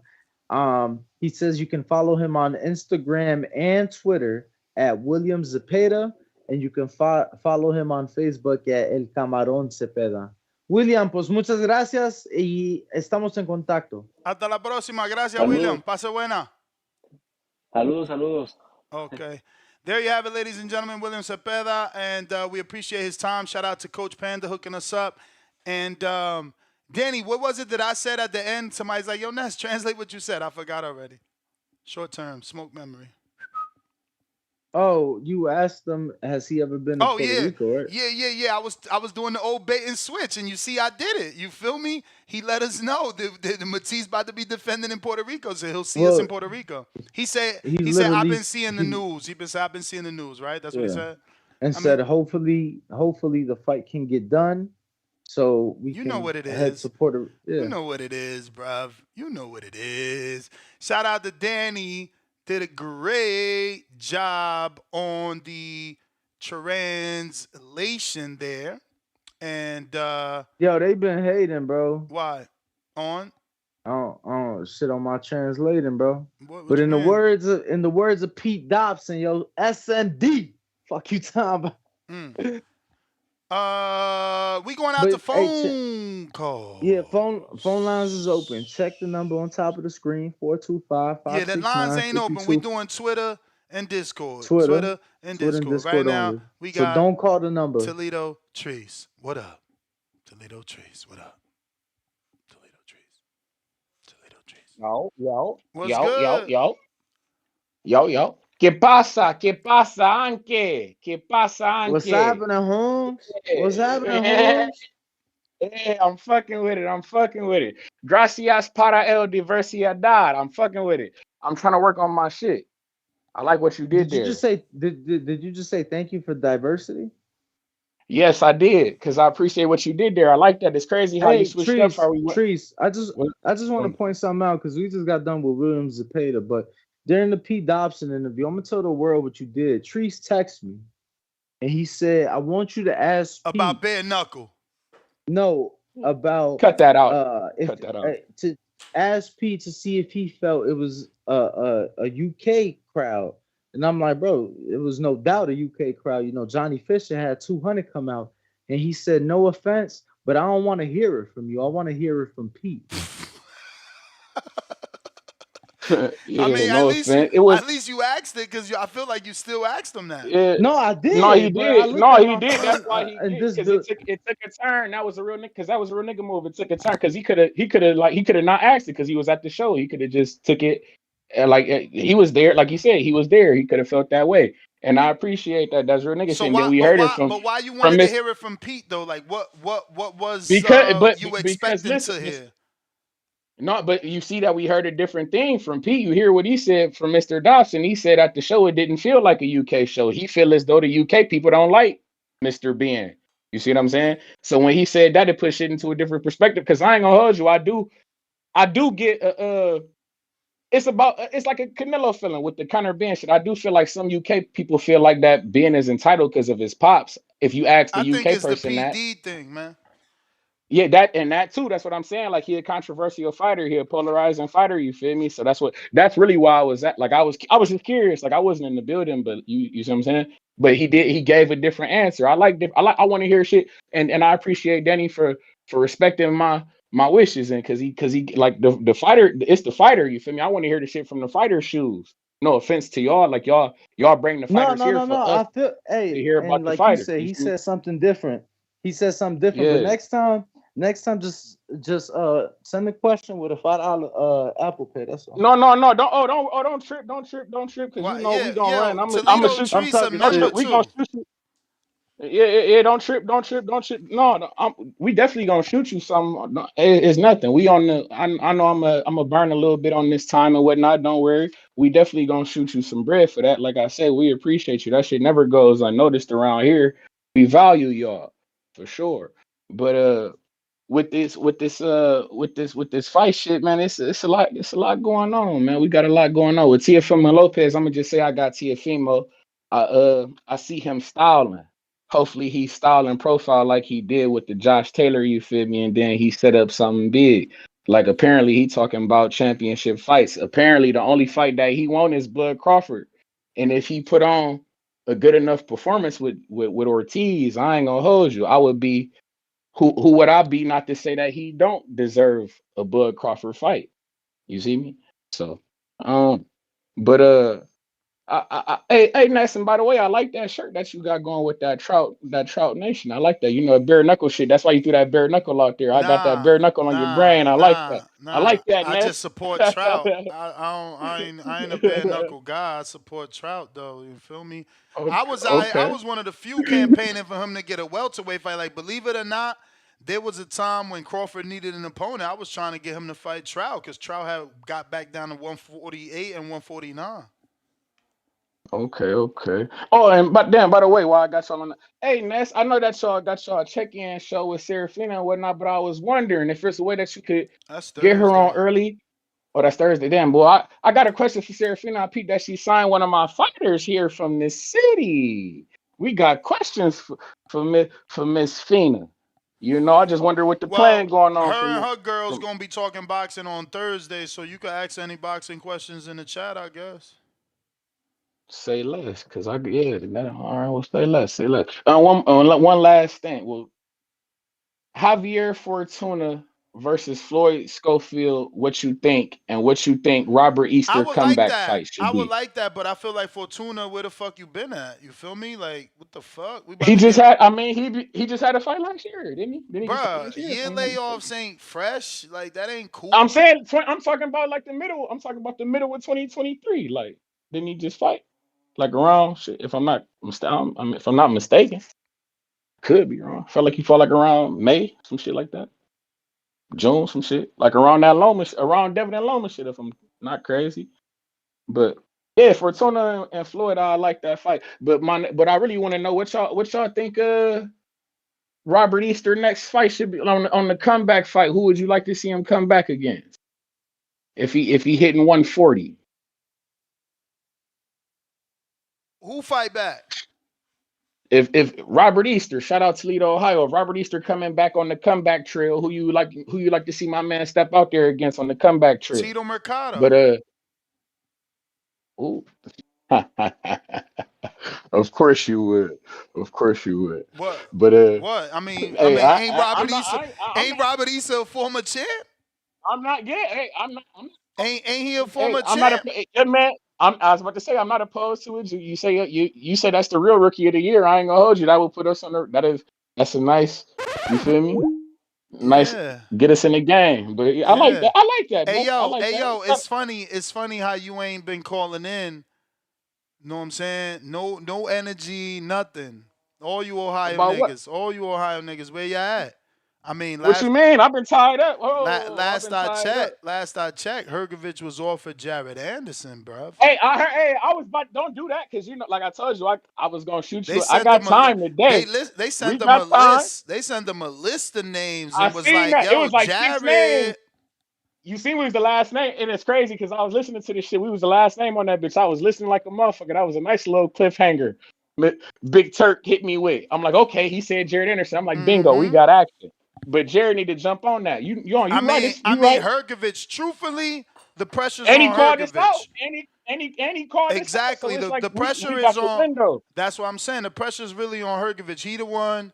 You know, even when I was in Houston to watch him train, he like, oh, call Jared. Tell him let's spar today. You know, he's scared. And all this shit. So it's like, you the one could just accept it now. You could just accept it. All you got to do is say, nah, Chirk, that's who I want, Jared. Exactly, and he didn't call this out, and it ain't like you can't say nothing about the money. Somebody sent it to me because I don't even know the other names. That's how not interested I am. So I got to relook at the rest of them names. It don't even matter. It don't matter. It don't matter because I want that fight. I'm not gonna lie. But what was the rest of the names? You remember? I don't even remember the rest. He said it was, but he said Bacoli. He said Dubois. He said I do like the. He said Dubois. He said Dubois. He said, who the fuck did he say? I like the Bacoli fight too. Damn. I like that Bacoli. Damn, he did. Damn, who the fuck else did he say? That Bacoli somebody else. Fight, I like that. It was like I like the when he said I like the Bacoli fight. Bruh, you seen my man's Miller talking about he need the bracelet off the train. Damn, they got him on the bracelet. That's tough. Yeah, see, and tough. people thought Tank was fronting, bro. You can't train with a bracelet, man. It's hard. It's hard, man. And it's crazy. You could train, but you can't train. Because I ain't gonna front. Dennis Douglas did it. He trained with the bracelet. But you feel me? He ain't never really win a big fight. And I just want to say, shout out to Pete Dobson for pointing that out too. And I want to say that, by the way, I want to point that out for motherfuckers calling in here and be talking about how fight people they more than just fighters, but they people. They got shit going on in their lives at the end of the day as well. You feel me? You can't. So yeah, it's always different circumstances and shit. I get what he was saying about that shit. People pick and choose though. They pick and choose who they give favor to, who they feel sorry for, who they give empathy to. Like Earl gets that. You feel me? Oh, he been inactive and all, but Pete inactive is, well, that's your fault. Why you ain't ready? Stay ready. You ain't got to get ready. You see what I'm saying?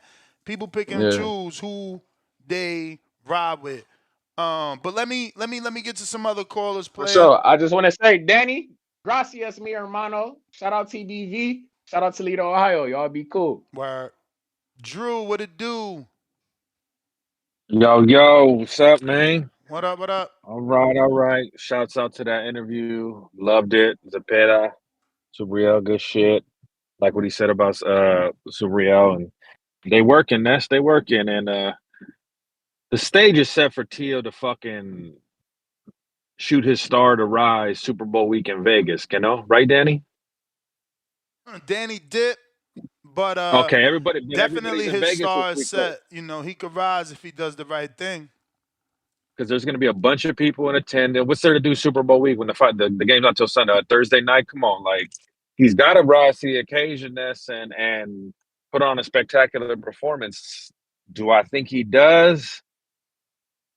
I've seen him too much fight to the level of his competition. You know what I mean? When he knows it's a killer across the ring or it's Taylor Loman, he he does perform when it's guys that they're not expected to give him a good fight, or just there's that factor of like, fuck, he could lose. Like, he fights to that level. So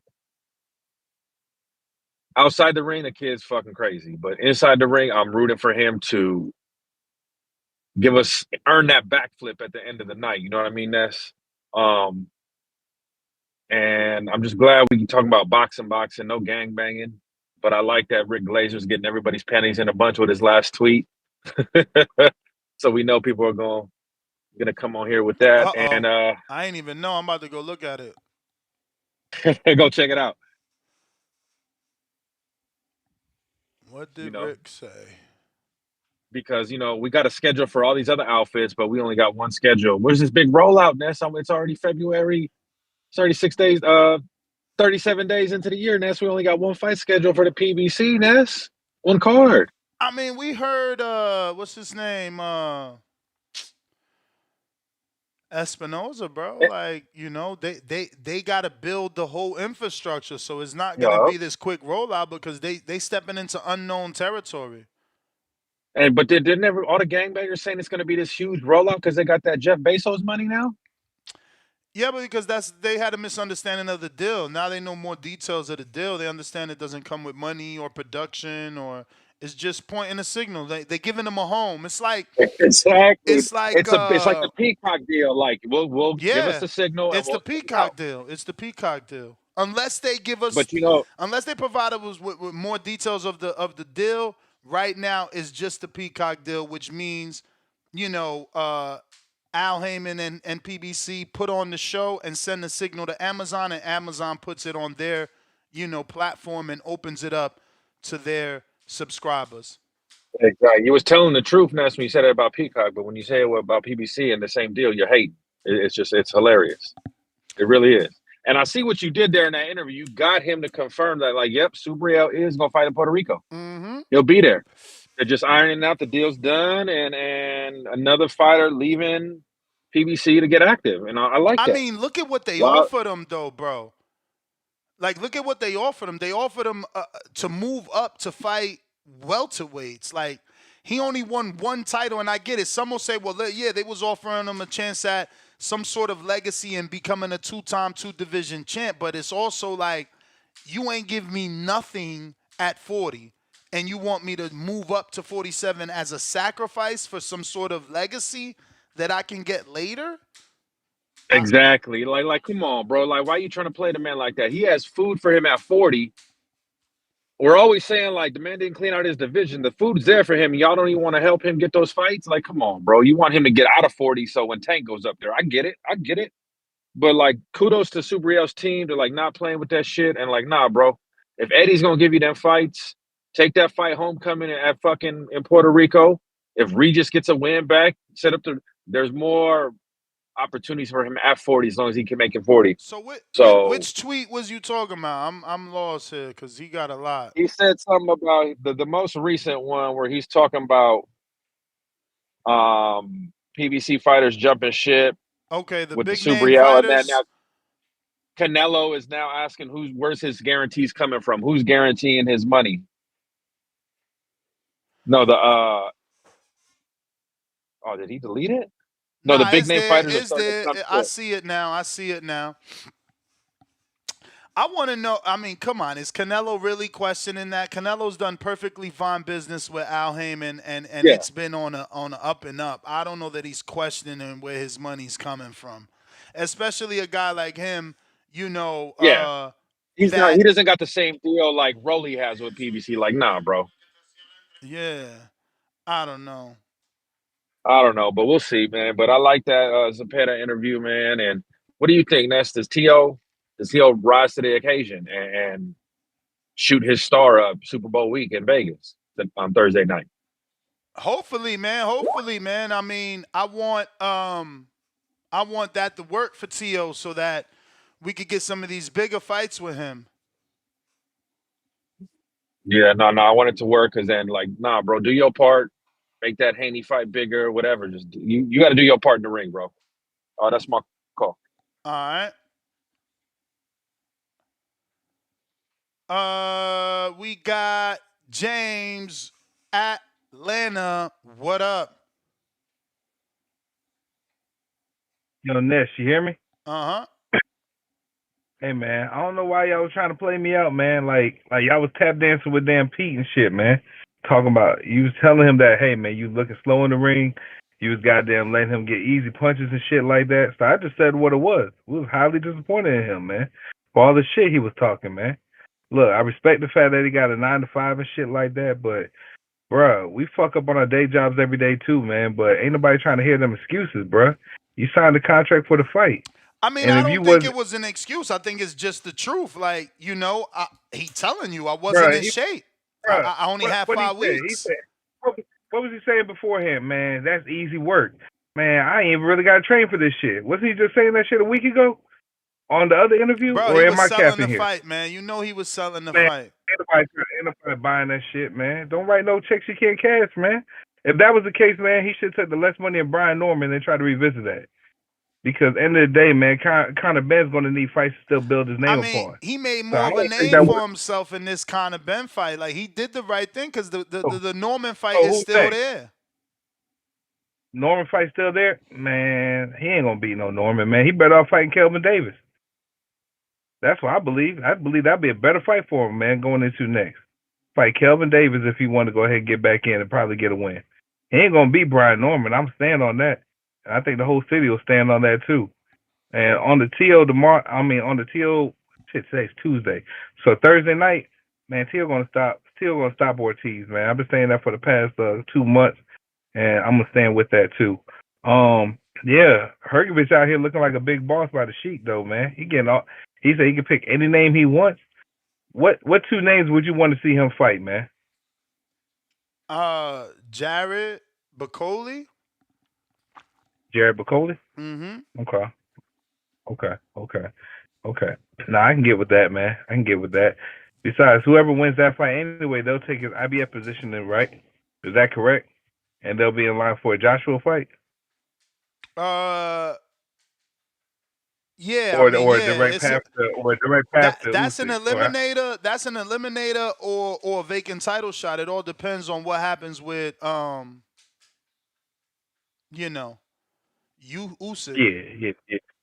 Yeah. Well, that shit's in when? May, June, July? What's the new date that they pushing that back to now? Because a lot of people saying that injury. If you're talking You think that, Usyk, May. I mean, okay. look, I don't doubt anything that they said. They charged a $10 million, imposed a $10 million fine on Fury. If nobody. They had a live press conference. I'm not gonna keep doubting the Sheik, Turkey Al Sheik, when no one else does that. No one else who puts on a fight and their fighter allegedly suffers a cut does a live press conference within 48 hours. No one else, imposes a $10 million fine. No one else sits in front of the camera with the 2 fighters and guarantees you the rescheduling. So I'm not doubting them. Haters doubting them. No. I'm not doubting him because Sheik looking like he's good business.